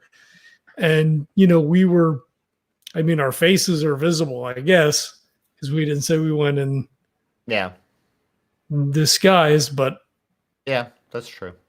I mean, preparedness I don't know how they would find you. Yeah. But, well, I just say I gotta put in preparedness to say that like we tried to keep our faces out of camera. Like this is not the first time we've done something like this. So like, oh, there's a camera, so just kind of like turn to talk to to Randy as we walk down Sure. the hall. Or Yeah, like, I mean, oh, I yeah, gotta you scratch can, my yeah, face. yeah, you can like obscure yourself enough. Yeah, when you went in, yeah, Okay, you want me to spend? yeah, Totally do that. Yeah. So if the cameras look like they're, and again, I guess this is super meta, like, you know, if it's hallway cam stuff, then we don't. And then I guess it doesn't matter because he'll swipe to get in, grab the shit, and then bounce. And until someone does a physical walkthrough, yeah, nobody will know. yeah, yeah. Okay. You want me to spend a notice to say that I saw the camera angles when we came in? I'll spend everything. I don't give a You shit. don't have to spend. You don't have to spend the notice. You don't have to spend the notice. Like, because you lean over to like sign the book, and you just kind of Yeah, yeah, look, because yeah. we were specifically trying to. Yeah, Like, that make wouldn't a be a map for spend. him. You would get Okay. that. You'd get that. Yeah. Okay, fair. Preparedness is mostly because it's a retcon of like, oh, also we obscured ourselves. It's like, Yeah, okay, yeah, well yeah. then I have no repercussions later in the mission of like, oh, someone saw you 2 missions ago in this feed and they're after you. Yeah. University detective. You're. Well, I assume they would kick that up to like local Yeah, yeah. PD. That Yeah, well, yeah, you'd probably be in. I mean, you work for a secret organization in a pocket dimension, so maybe they would never find you. But at the same time, it's probably not great if you have multiple recordings over time of you stealing shit that could be weird, right? That might eventually accumulate. So, Well, but then the camera footage in the evening wouldn't show us. no, in the yeah, thing. you would. So like Yeah, we they wouldn't like. Why would they? They tie wouldn't us have then? necessarily tied you, yeah. And I mean, unless it's like, wait, all this stuff got stolen, and these 2 attorneys showed up that no one has any record of, and then it gets like tracked back. But yeah. I assume Edward can probably handle that on the back channels of like, oh, Theoretically, yeah. Well, yeah. I mean, whatever. yeah. Yeah, we'll see what happens. See how many complications I need to throw in. All right. Yeah. So I think you're going to be okay, right? So it looked like the camera angles were all like hallway stuff. So I don't think there's anything in the room. Like he had a camera, like in the lab, but that shouldn't be running, right? So like that was specifically for the treatments. He uses air quotes. Okay, yeah, that probably won't be like a security camera, Yeah. So just take a big can with you with a big black heavy trash bag. Dump both of the towers, the helmet, and the probe. I think we're good to go. Yeah, they'll all fit in a standard trash can. Oh, and his drawer. Don't forget his drawer. Bottom right drawer that had the paper files. Okay, well, I'll just take the files and throw them in there too. Yeah, Edward sent us a lockpick kit somewhere. It's in my bag. We'll just make sure you take that with you because his door probably had the fucking swipe lock too. You're probably all right, but just in case. Better to be prepared. Yeah, for sure. Well, his desk would be locked with a key. Okay, yeah. So we'll Actually, need it for that. medical files are required to have a lock and key. So Yeah. All right, I think we're good. I mean, I think maybe we should have probably went in disguises too, but it's too late now. Yeah. Oh yeah, this is the only time they're gonna see us. So what does it matter? Yeah, hopefully it's the only time they see us. Shut up, Erin. God, just Fuck, I'm just saying, man. There's for fucking once, cameras and shit. just have some fucking confidence that something is gonna go right. You sound like me. Come on, you can do it. All right. I believe in us. Yeah, damn right you do. So I guess we'll just have to wait till it's nighttime. Mm-hmm. Yeah, man. You feeling good? You think you can be all right? Like, Oh yeah, no, I got it. all right. I mean, the crew shouldn't be a problem, right? Like, you're a big burly dude. Just tell them to go to fuck to work. Yeah, yep. And I'll lock the door behind me when I'm doing my business. Yeah. Just tell them you'll get that part of the building. Yeah. All right. Should be good. Man, hopefully this is gonna be an easy one. The last one was a fucking killer, man. Well, Oh, I think Yeah, are we gonna wrap up at that one and wait for the night heist? Yeah. I think so. I unfortunately, Yep. I gotta go take care. I of need to some make stuff. a note real quick to say where, like, know what's gonna happen. So I just gotta make sure I hate to give Neil now an entire few weeks here to think of some way to fuck us up with this. Now, but I already know Yeah, exactly. I already know exactly what's gonna happen. Don't worry. I already came up with it just now, and I'm making a note so I don't forget about that. Fuck. So, there's got to be a little hurdle. I can't just let you just take stuff and that would be the most boring mission ever. All right. I mean, you can if you really want it, and then this will be better. We can have a really interesting aftermath, I guess. But of like just finding out what it was. But that'd be less exciting. Yeah. All right. Well, so maybe we'll do that post show. Anyway. All right. So I want to thank everybody for checking this out. We have our OG sponsor, Birds of a Feather Coffee Company, roasted by Neil. He's got a literal ton of coffee coming in. So please check that out. You can go to what is it? birdscoffeecompany.com. And you can get the 3 signature blends there, or you can go to tinyurl.com/legendary brew, or use the link in the show notes to get that awesome medium roast, that legendary brew. It's a nice, easy drink. It's an everyday drink. That's what I have. I actually just put it in an order yesterday, so I'm hoping when it'll be out before I leave for my trip sometime here soon. Which nice. is I'm not giving specifics because by the time this airs, I'm back, so it doesn't. Well, this will air next year. Yeah, exactly. So I was like, by then I'll already have been home for months. Yeah. So cool. Yeah. So please check them out. Ratings, reviews on iTunes, whatever your podcatcher of choice is immensely helpful for the show. Boosts us up in the algorithms, helps us get noticed. And if you like it, tell your friends, tell your coworkers, tell your family, tell your enemies. As long as they're listening, I don't care who it is. Specifically, tell your enemies they might die of boredom. Hey, this was good. Yeah, tell them to start with the cookbook episode. Yeah, great. We also have our Patreon up finally. Well, I say finally, but the Patreon's been up for a while, but there is content on it. I've been posting there regularly. Of course, it probably only has about maybe a quarter of the content because we started so late. There was no way I was going back to post all the other stuff, but there is a specific post show that we've been doing, which is Patreon exclusive, along with the outtakes and the raw feed and all that other stuff. So if you're interested in throwing a couple of bucks at the show, that would be fantastic. We love it.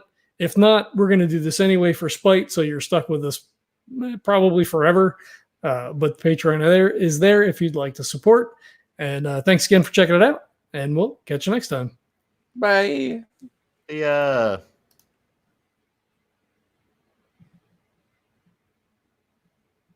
Post show. Yay, post show. Ding. Start the music. Dun, dun, dun, dun, dun, dun, Only we had post show music. I know, right? I That's a can do good it every breath to time. do something for me. There you go. Hell yeah. I know. Like he plays real music. Yeah, exactly. Guitar licks, explosions. Come on now. Yeah, Mm-hmm. it's easy. Some C's and D's and F's. We stayed on point. We were in the zone. Like we got This is like the most streamlined episode we've ever had. I feel like I don't know if I was like, did enough happen? Like it wasn't like exciting, but you got stuff done. No, so. I think we got a lot of shit done, even though it wasn't. It was basically only one scene, pretty much. Yeah. But no, I think we got a lot of good information out of it. Well, all the action's going to be next week now. Like it's going to be the Hell break-in, the aftermath, and theoretically, we still want to touch base with the other two. Yeah, I didn't know if you Test were going to subjects. do that this time or after, maybe. So yeah, I didn't know how you were going to do any of that. So you were kind of like focused on that stuff. So I didn't I was like, we'll see where it goes. So yeah. I mean, it's the middle of the afternoon, right? So Yeah. we have their information. We could look them up in the evening.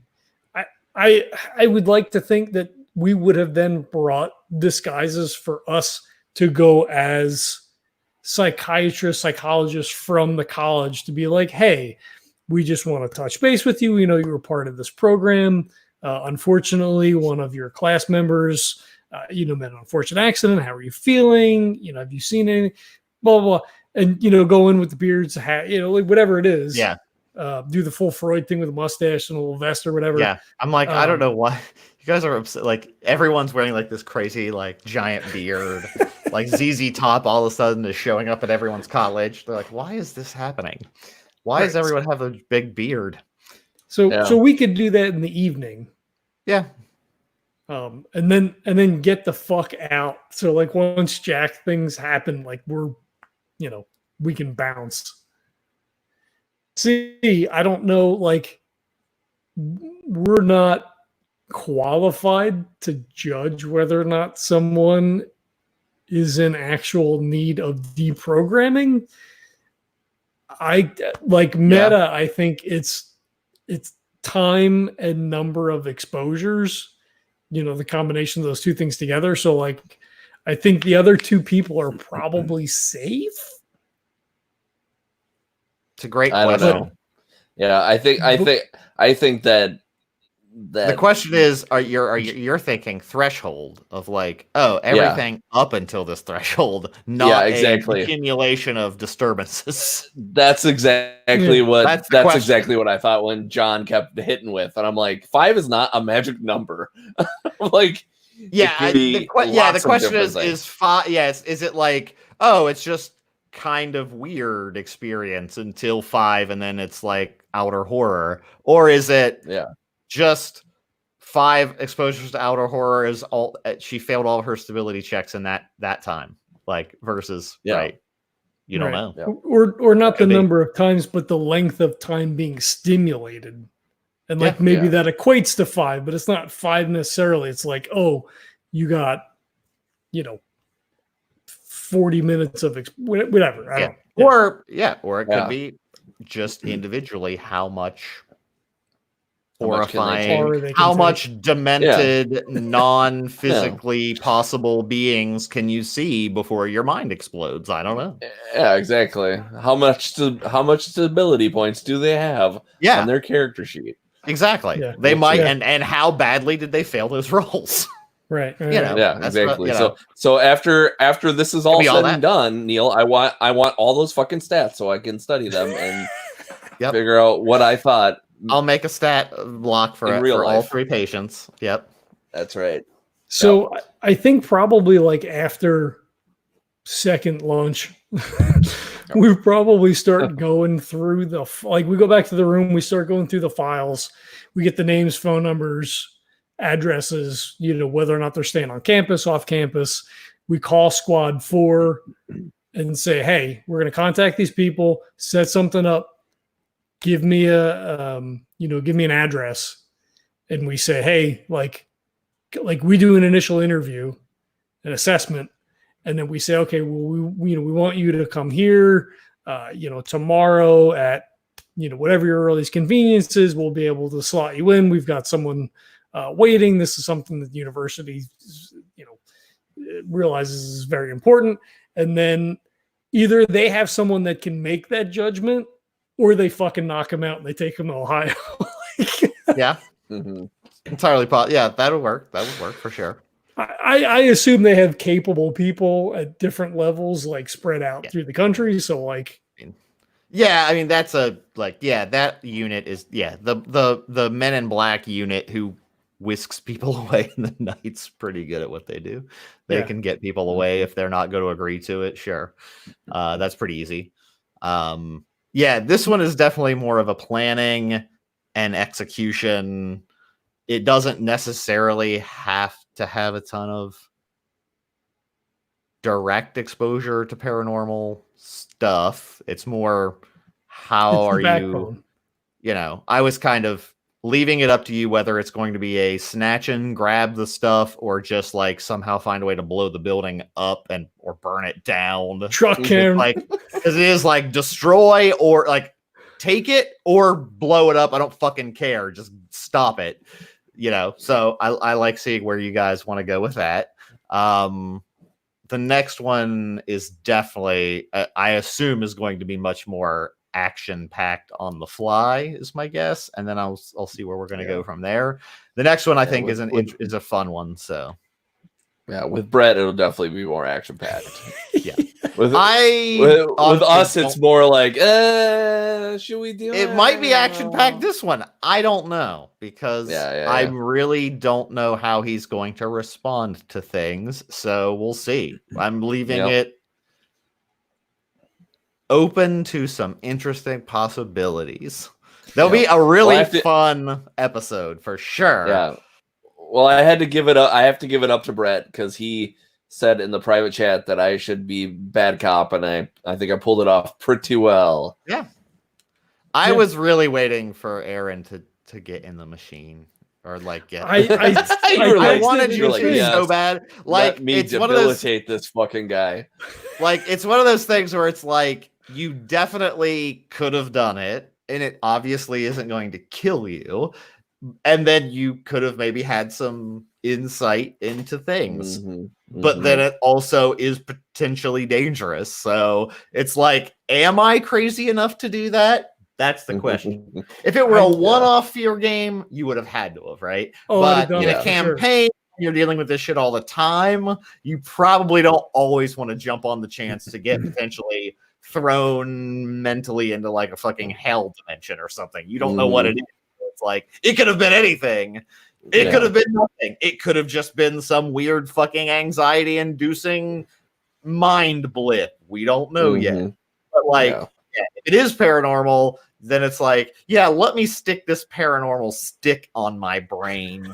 See what happens, guys. Like, I was waiting. I thought I'd give you the chance. I thought about it. After you said it, I immediately was in the chat. It was like, I want to do it.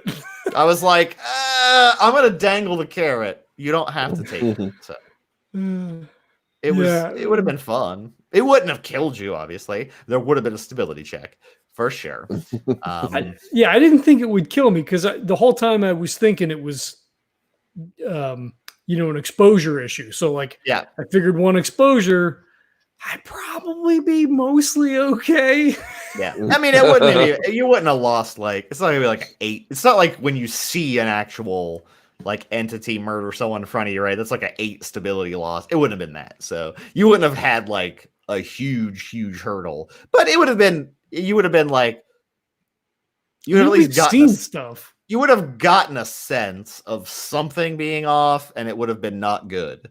And you would have had to have, if you failed the check, you would have lost some. But if you made it, you would have just been like, oh, guys, this isn't just like, it's not just like this girl was also suicidal and was on an LSD trip or something the day after, like. Something fucked up's happening. We got to stop this. It wouldn't have been like that.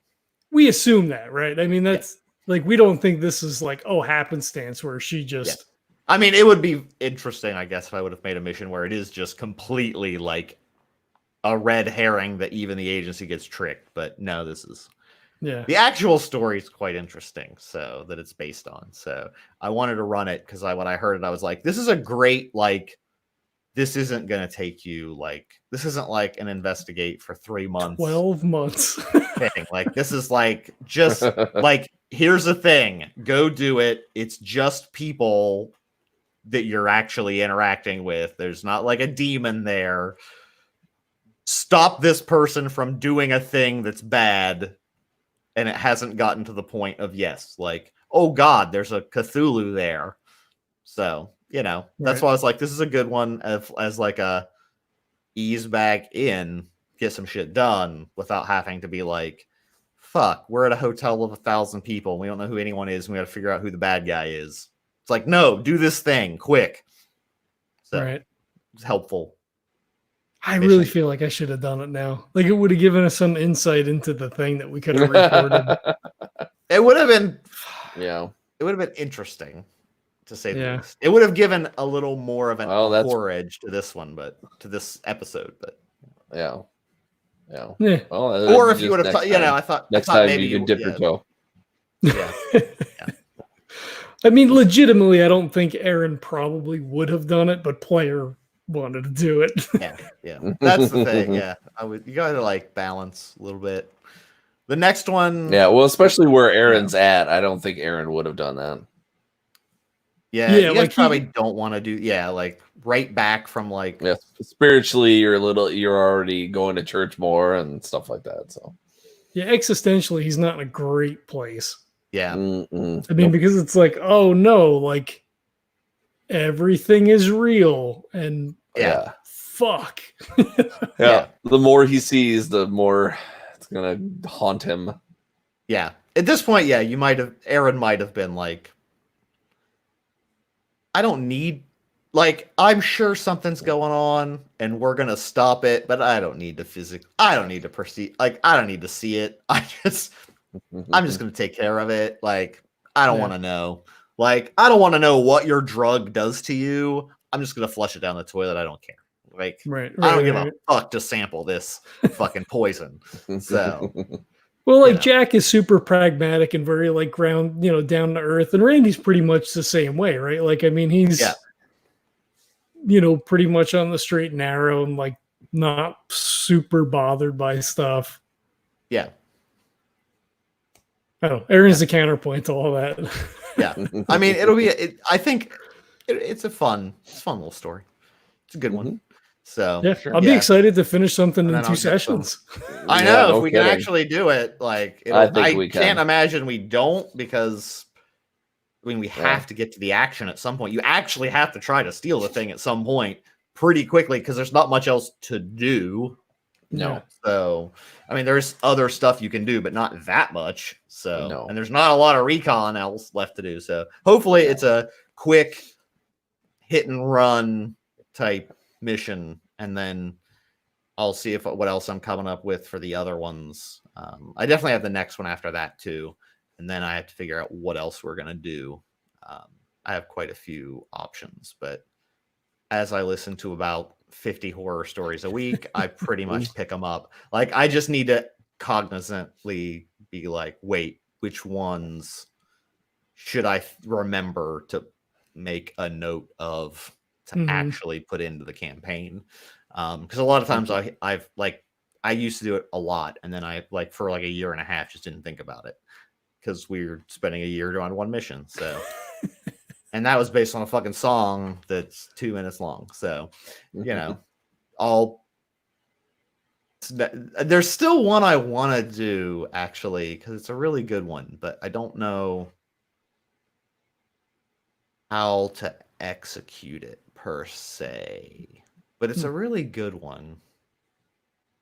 I just don't I don't know how to do it and make it worth doing, but like mechanically it's challenging, because it would involve some survival stuff too. So, like, it's like a wilderness trek / paranormal thing, but not skinwalkers, because I'm tired of skinwalkers. There's just a cycle. Like, I've noticed a cycle, and it's really weird, where like all of a sudden there were like 8 skinwalker stories in like 2 weeks from all different narrators. And then just recently there were 4. I thought I had to have heard this story. I was like, oh, they're reading the same story. There were 4 separate stories from different narrators, picking them off of No Sleep or wherever, about not looking out your window at night from someone that's in the neighborhood. So there's like, the first story was, don't look out this window when you hear whistling. So there's a whistling man that walks down the street at like for 5 minutes every night at the same time, and you're not allowed to look out and see him. And if you see him, bad stuff happens. So there was that one. And then there was like the next day, someone narrated a story that was like, don't look out the windows. There's a guy that walks down the street every night at like 3 a.m. instead of midnight, but not whistling, but you're not allowed to look at him. And I'm like, and then there was another one like the next day. And I was like, there's a fucking avalanche of stories about not looking at a man walking down the street doing a thing at a different time of night. They all kind of had a different twist, I guess. But I'm like, are these like literally people are like, oh, that's a cool story. I'll bet you I could do a version of that. I don't know, like if it's people that are doing that or like, I don't know. But I was like, this is crazy. There was also an avalanche of a few months ago of rules for things like I'm a security guard and there's a list of rules I have to follow. And it's always like, if you see the woman in camera 2, turn off the monitor immediately.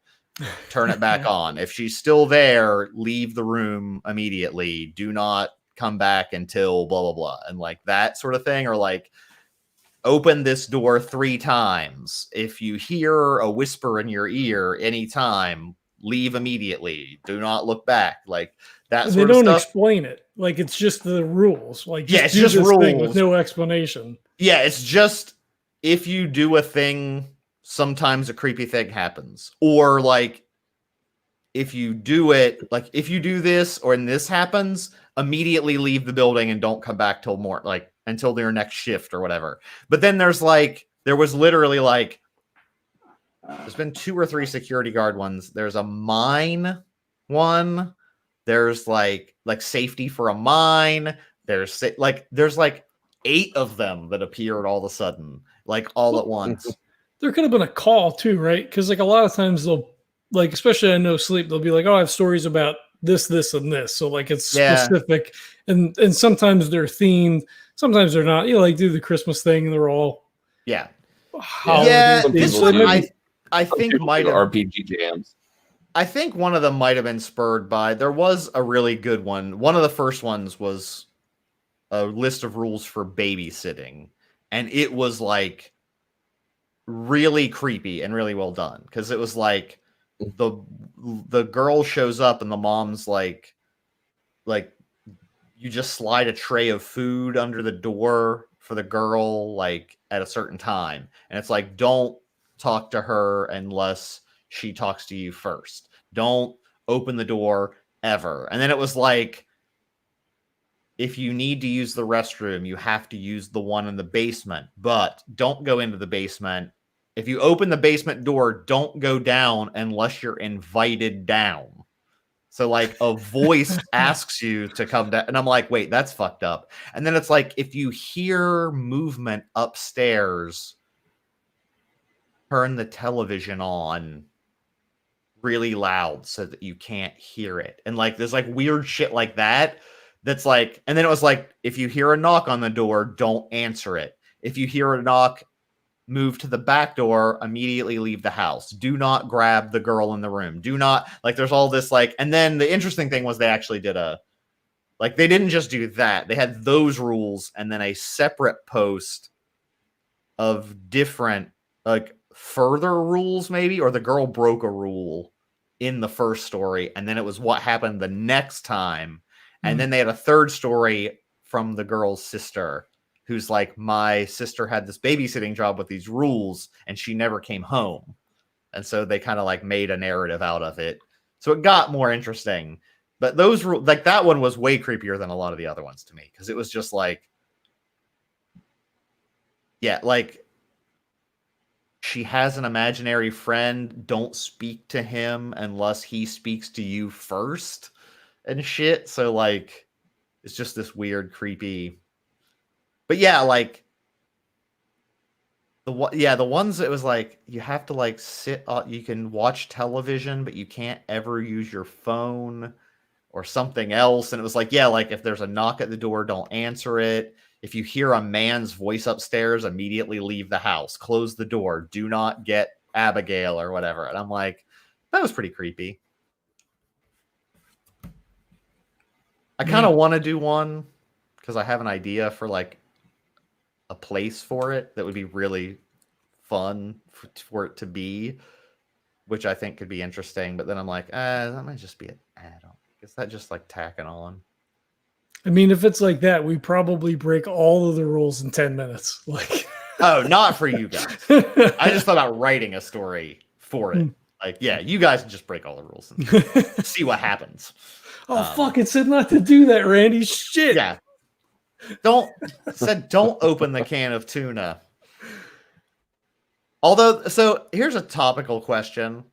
I don't know how long we're going to do this, but we don't have to super belabor it. But like, No Sleep went down for a weekend, right? Like on purpose, as like a protest against people using their stories and stuff for like narrations. And I understand that. Well, what's your guys? So No Sleep, right, is the Reddit subreddit, right, where people post all these stories, and then a lot of narrators will use those stories and narrate stories for YouTube or podcast or whatever. I was under the impression they always ask for permission to do that, because if you don't, that's literally like stealing. That's literally copyright infringement. So No Sleep just shut down and was a private only Reddit for like a weekend as a protest against people stealing the work. But what they were wanting, though, wasn't just like always credit the author or always even ask permission. It was like they want like fair pay for their stories for these people, like using them for narrations, which is fine. But the caveat is if they're making any money. So like, I don't know how, like YouTube narrators, some of them make money. Like there are ones I listen to that have millions of subscribers and they probably make some money. They have advertisements. Right. Yes. I could understand like paying the writer some money for those stories because you're making money. But then I'm like, but there's a lot of them that to start, you absolutely would not be making any money. Like you're just not making any money. So I could see credit being given, but at the same time, I'm like, but the author's not getting any money. Like it's not published. So the author's putting it out there, I don't know, for feedback. So I'm not saying that. I'm like, yes, you could just not put it out there. Like, why not just don't put your story out there publicly and like make it a 99-cent download on Amazon if you really want money for that story or your 5 stories. But if you're going to put it on Reddit and not make any money to start, to then get enough popularity to theoretically make money from it, isn't that what the YouTube people are doing? So you could get credit for it, but should you expect money from the get-go? Like, if I just started narrating horror stories, I wouldn't be making any fucking money for it. So how could I pay an author for their stories? And then they're like, well, I need to make money too. And I'm like, but I'm not making money. Yeah. Now, once I am, I would love to pay them. Well, right? I mean, I see it It's like a both ways, chicken or right? egg, I mean, right? So most of the stories on the No Sleep podcast obviously come from the No Sleep Reddit. Yeah, they're written. Well, The No Sleep podcast, I think, is written for them specifically. Okay. But not in the beginning, though, right? Not in the beginning. Not in the beginning, no. And he didn't pay authors in the beginning, I don't think, initially, like the first 2 seasons. Yeah, I don't know. I'm only in season 8, so I don't know. I mean, they do for sure now, 100%. Yes, yeah. Like I know for sure when he started the paying for season passes, there was a season where he specifically said, like, we're charging this money so that I can pay the authors. Yeah. But before that, I don't think he was paying. Like, first 2 seasons, I can't imagine he was paying like $20 a story even. Yeah. Which I think is not, I mean, that seems ludicrous at this point for him because they make a lot of money. So it's like $250 for a story now. Yeah, so like that seems reasonable because they're established and they make decent money. But the question is, if you expect $250 a story now from everybody, nobody gets to be big because Yeah. you can't afford it. So at some point, people who don't have a famous podcast have to be able to use people's stories who aren't writers able to write stories for famous podcasts to get paid.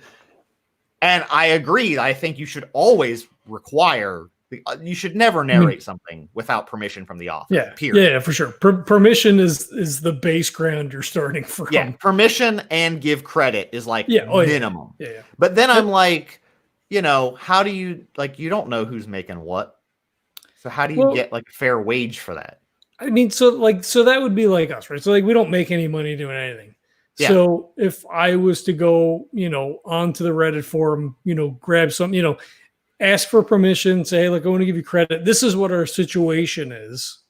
Yeah. We do some audio narration. We have a couple of stories. They're not available for download, blah, blah, blah, whatever. Is this something you would be comfortable? Can I use this? Yeah.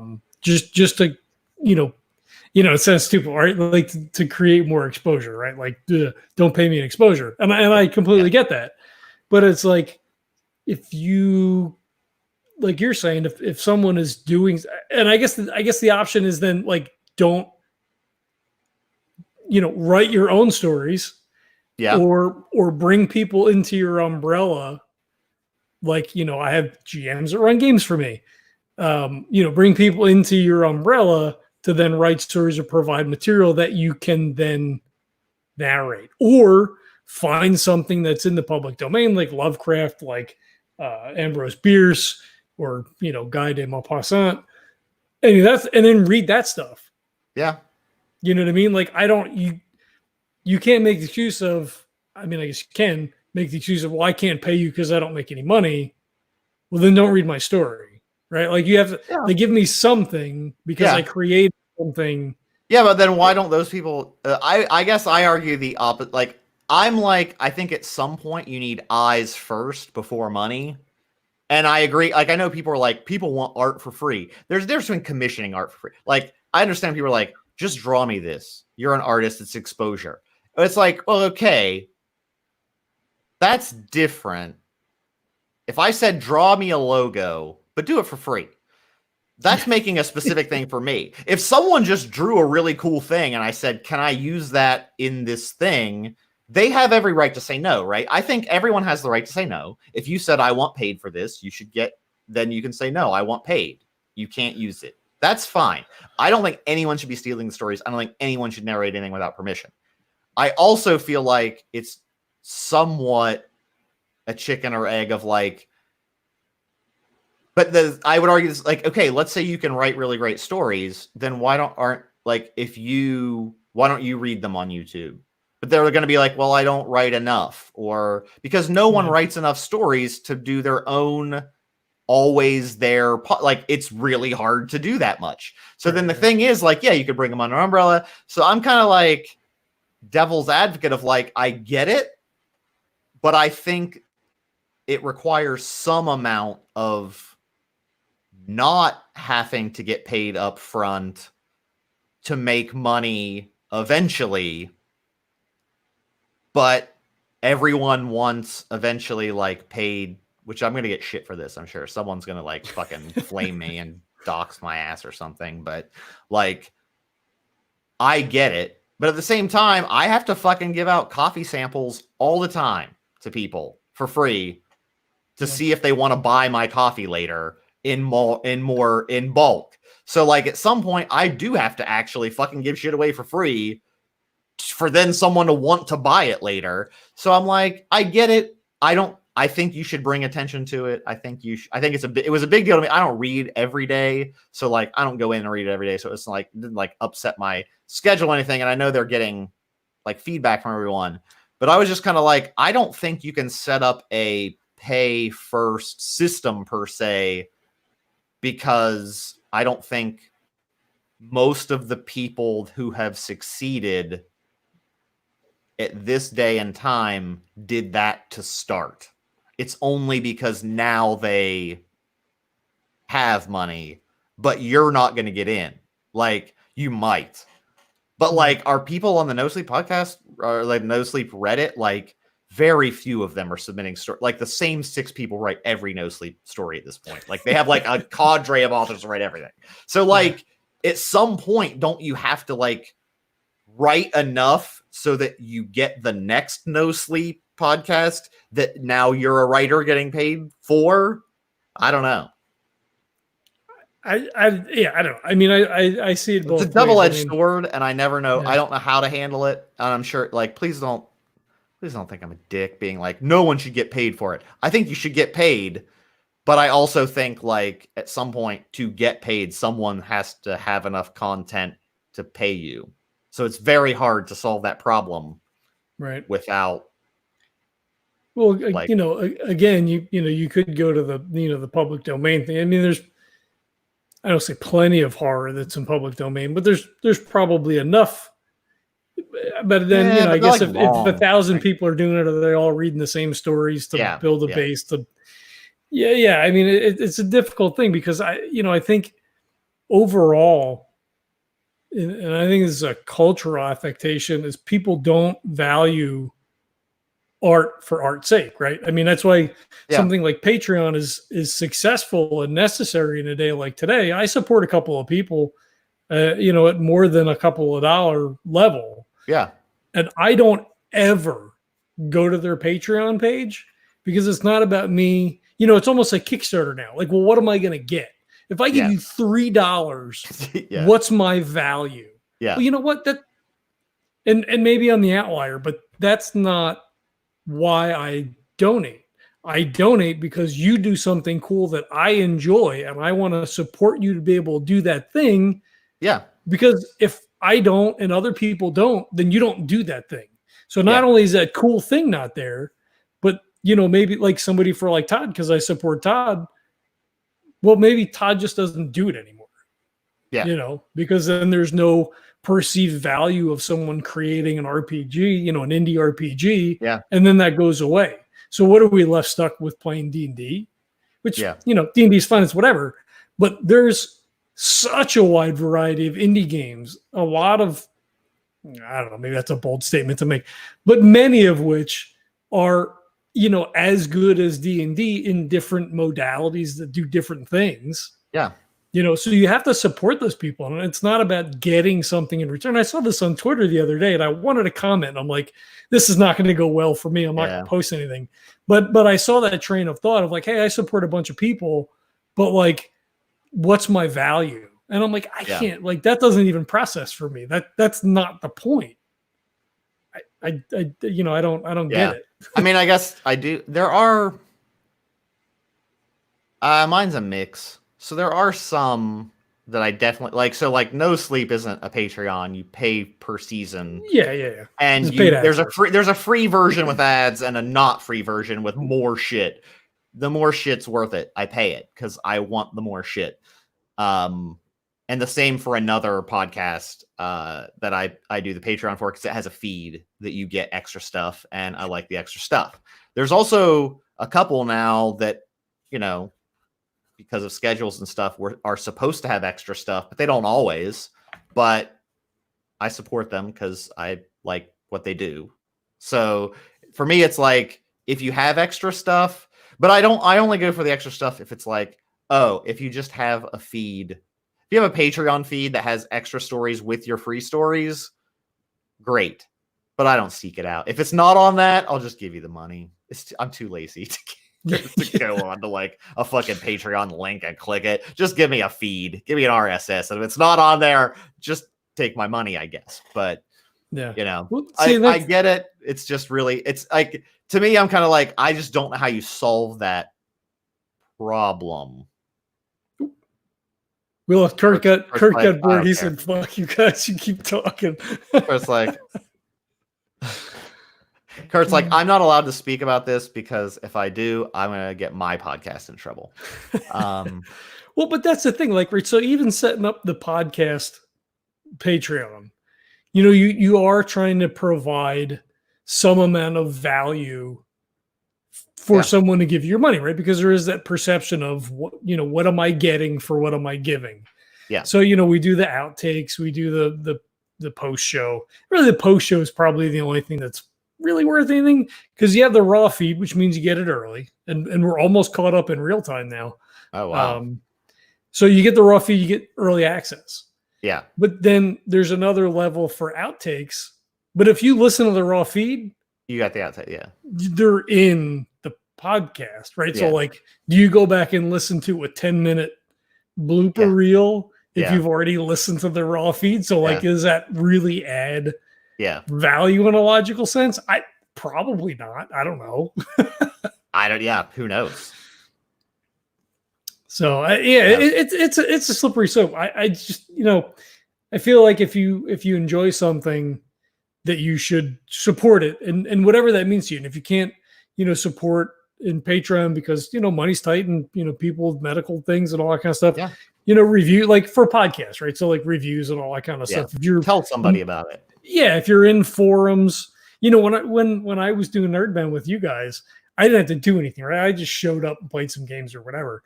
So like I was on 15 different forums and RPPR and posting episodes, Order 66, and I scheduled a fucking hangout with Ross to be like, hey, how do we get like more views? Like, how do I help move the ball down the line for these guys? Because like, hey, I have time, I could do stuff now. Like, fuck, I'll post anywhere. Yeah. I'm like, yeah. Well, if anybody is listening still, I would like to, again, caveat, I don't think people should not get paid for their work.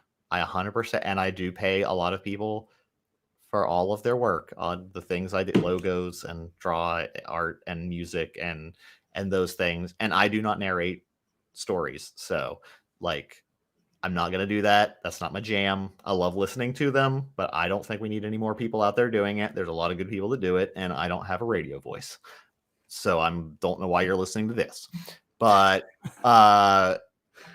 yeah, to me, it's just like, I get it. I would be more concerned about the stealing part in general to start, especially for like just starting off because you want feedback and you want exposure.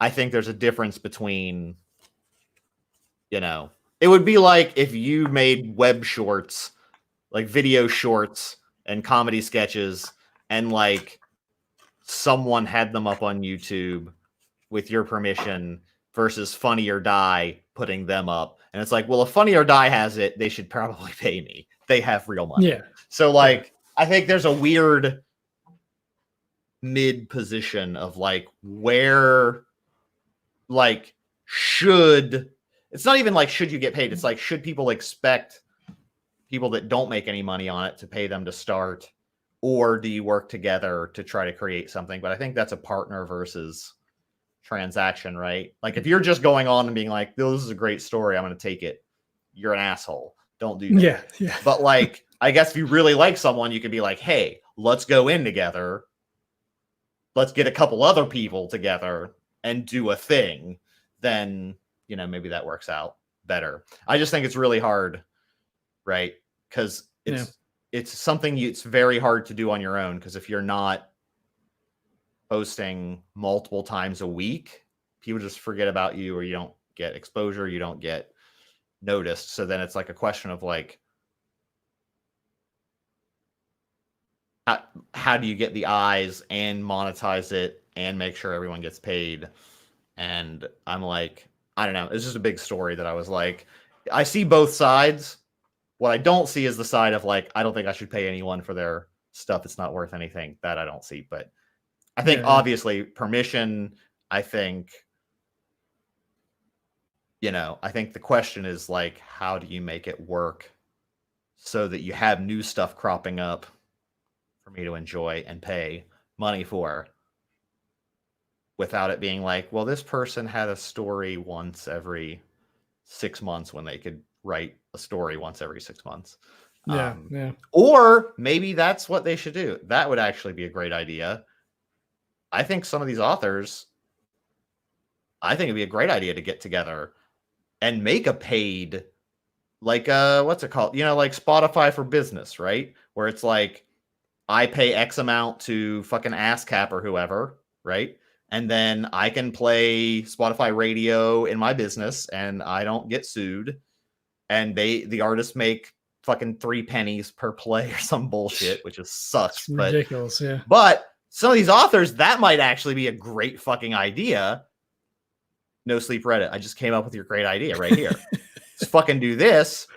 All of you go together to create a database, much like ASCAP, where where podcasters or whoever could buy in at a subscription and be able to narrate whatever's in that database. And you have a system for working out like pays per play for each of those, but make it so that they don't have to necessarily pay per story, but maybe because that might be hard, right? And maybe they're not even making any money, or maybe it's just not like feasible. But what if you all went together in one big group, overarching, and then you make it a lower amount that someone could pay and have access to a lot of material, and then you get more and more and more and more.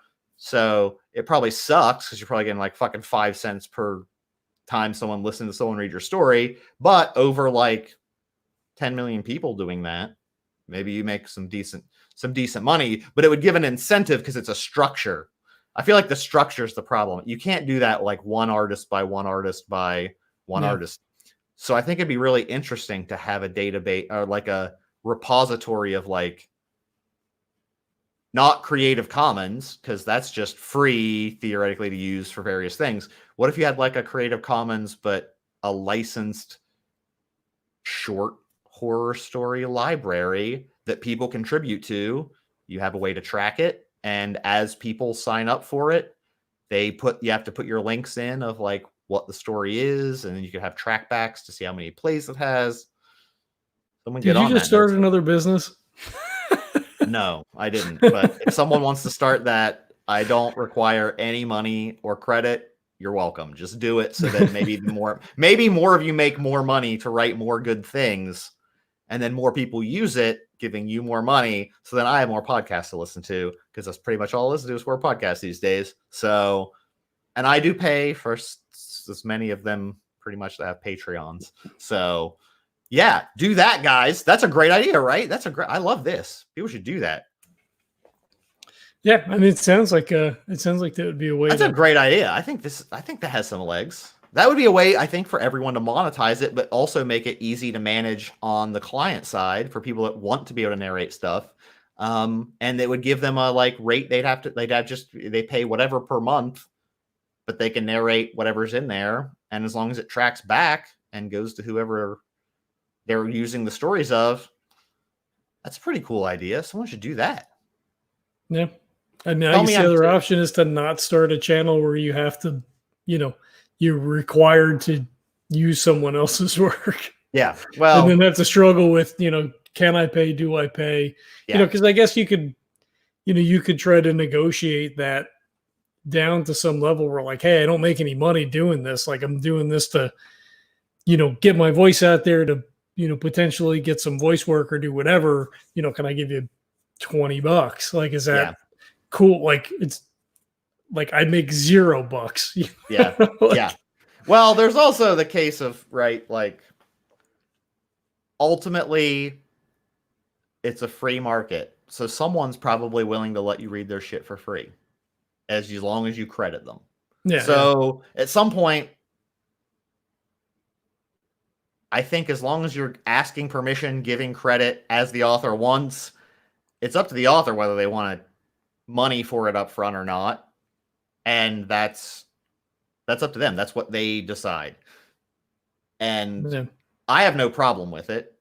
I think it would be a bummer because I think there's a lot of stories out there that are great that I'm not sure everyone would have the money to pay for off the bat. And then I think eventually you do have the money for that. And I'm hoping they do pay them. I don't know. Like, I don't know some of the big ones I listen to that have like fucking 3 million subscribers. I don't know how they deal with paying authors. I don't know. I have heard they, because of the shutdown, are in talks.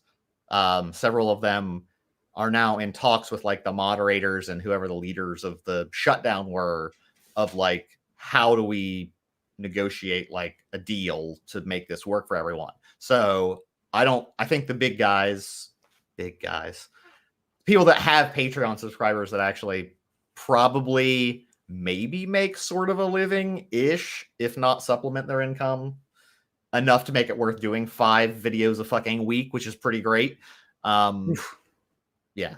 Some of them do it every day. I don't fucking understand with like artwork. I don't know what the fuck they're doing. Like, I don't know. Like, that sounds like hell on earth to try to get that much content out to me, but Yeah, no they kidding. somehow do it. So yeah, like, I think they're working it out.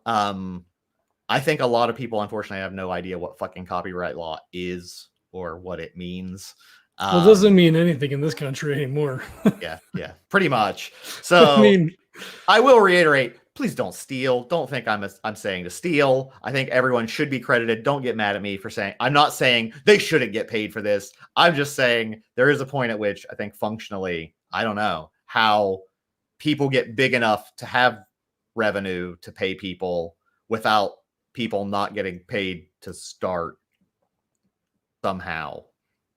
no. Or fuck it, you do what I do and put money into it, I guess. Like, it's not like I started the coffee business with no money. I put money in up front, hoping I'd make money on the back end. So I guess I should just say, fuck you, just pay the authors up front.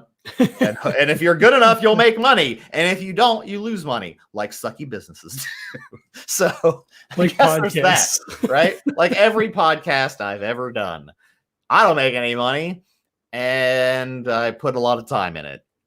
Some money. The coffee, technically, I still haven't made money back, but it makes revenue, guys. There's that. So Yeah. I guess up front, maybe do pay the authors, and maybe then actually now maybe I'm turning myself around, John. I think you've turned me around on this argument, because if you're paying those authors up front, you're probably going to put a little more production value into it, because you're actually spending your money. So then you're going to put a little more production value. You're going to put it out there. You're going to put yourself into it more. So then maybe it's better for everyone. So now maybe I've turned this all around. So if you've already done something horrible to me on the internet, reverse it, because I'm back on your side, back on everyone's side again. I'm really worried about people like fucking with me on the internet. So please don't do that. Nobody, No one listens to this. We have no Patreon subscribers. It doesn't matter. Okay. Awesome. So no one's heard this. We're just talking to each other. No, I just like to talk as if someone's listening to me. That's all I need. Shit. That's all I need. I did think about starting a podcast of just yelling about stuff. Then I'm like, someone's going to figure that out. They'll fucking dox me. Don't dox me, guys. Just don't. I'm not worth it. Just some asshole. That's it. I'm just some asshole. You and me both. Dicking around on the internet, man. That's all I do. Yeah. No, it's not all I do fucking now is roast. Fuck, man. Fuck. I don't know what I'm going to do. I need that roaster yesterday. That sucks. I can't do 20 hours a week anymore. It's like brutal with actual work being actual work now. So like, I'm It's a like, double whammy. I'm like, I, for once in my life, did a thing. Like, usually I'm like, yeah, I should get a roaster. I don't know. Think about it. I literally just was like, I need a new roaster. Went to the bank, put a credit application, got approved, need a invoice so that they can credit it to me and give me the check. Called the place. We have 2 in stock. I can ship it to Tampa in 4 days. I cannot fucking get a place to put 1,000 pounds worth of roaster, because it's 850 pounds on its own, plus the fucking shaft collector and the fan are another 400. Yeah. And they're like, I don't know, we have to maybe. And I'm like, fuck you guys. And it has to be. Do we want to take this off? Like, I don't know that anybody cares about. I don't know. It has to be hard lined in to gas is the problem. Natural gas is the problem. Yeah. So, and then have an exhaust fan out the ceiling. So it's a whole thing. But yeah, I'm like, fuck my life. You know, white people problems. I can't get my giant roaster for my company in. I've got problems. And then people. Well, you already hired somebody, right? I mean, at least part time, you got somebody working. Yeah, I do have someone. Yeah, like... he works markets. He can't roast on his own completely yet. But last time I did for the first time ever, I roasted samples the entire time, and he roasted all the production. So I was in the same room at the kitchen doing it, but like I did double, it saved me 5 hours worth of sample roasting. So that's the only reason I didn't run out of beans was he actually did everything like while I was doing my thing. So that was pretty awesome. That's the first time ever. And man, since nobody's listening, I'm still pimping it anyway. Fuck, the new single origins are going to be so good. I got 2 in. That's going to be so fucking good. Tomorrow or Tuesday, whichever day it comes in. Fuck. My minds are going to be blown, but someone has to hear it for that. Someone else. Or buy Legends. It's always good. You just know it's good. That's why it's a blend. It's always Yep. So, all right. I haven't seen it. So last little bit of coffee talk.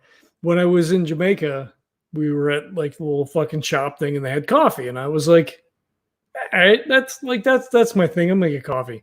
So I look for a medium roast. Like, cool. I don't remember what the brand name was or whatever. Got it in, got home, opened it up. It's black as fuck. It's so really dark. I'm like, fuck, did they mislabel this? Or do they not understand how coffee roasting works? Because it's so dark. Really? Yeah. See, that's the thing, man. Like, if they're not a specialty roaster, that's why people are always like, I'm like, do you want to, that I ask people at the market, I don't say, do you want light roast or dark roast? I specifically choose my words. I say a lighter roast or a darker roast because my dark is still lighter than Starbucks blonde roast. My darkest is lighter than their lightest. Because but their coffee is shit. It's burnt. I mean, they over roast to make it all taste the same, and that's a strategy. And that's how they do their thing. And I'm like, no, it's not. My darkest is gonna still be like medium to everyone else. Like I'm not. So yeah, sometimes if you get a medium and it's like that dark, it's just that's how they think. Like I don't know what the fuck light is in that case, or what's dark if it's that dark, but fucking charcoal. Like, are you just drinking charcoal? But yeah, if someone did that to a Jamaican blue, though, they deserve to get fucking beaten with a baseball bat because that would be awful. I doubt it was a blue. A Jamaican blue would have been like I think that was more money $1 billion a pound. So like it's gonna you're gonna pay like $50 a pound for that roasted. So like no, it's probably not that, but yeah like man. That's sad. That's real sad. I was just, it's okay. Yeah. Like after the initial of like, oh, well, that sucks. You know, I had my first cup and I'm like, but I've been taking it to work with me in the morning because I press at work too. Yep.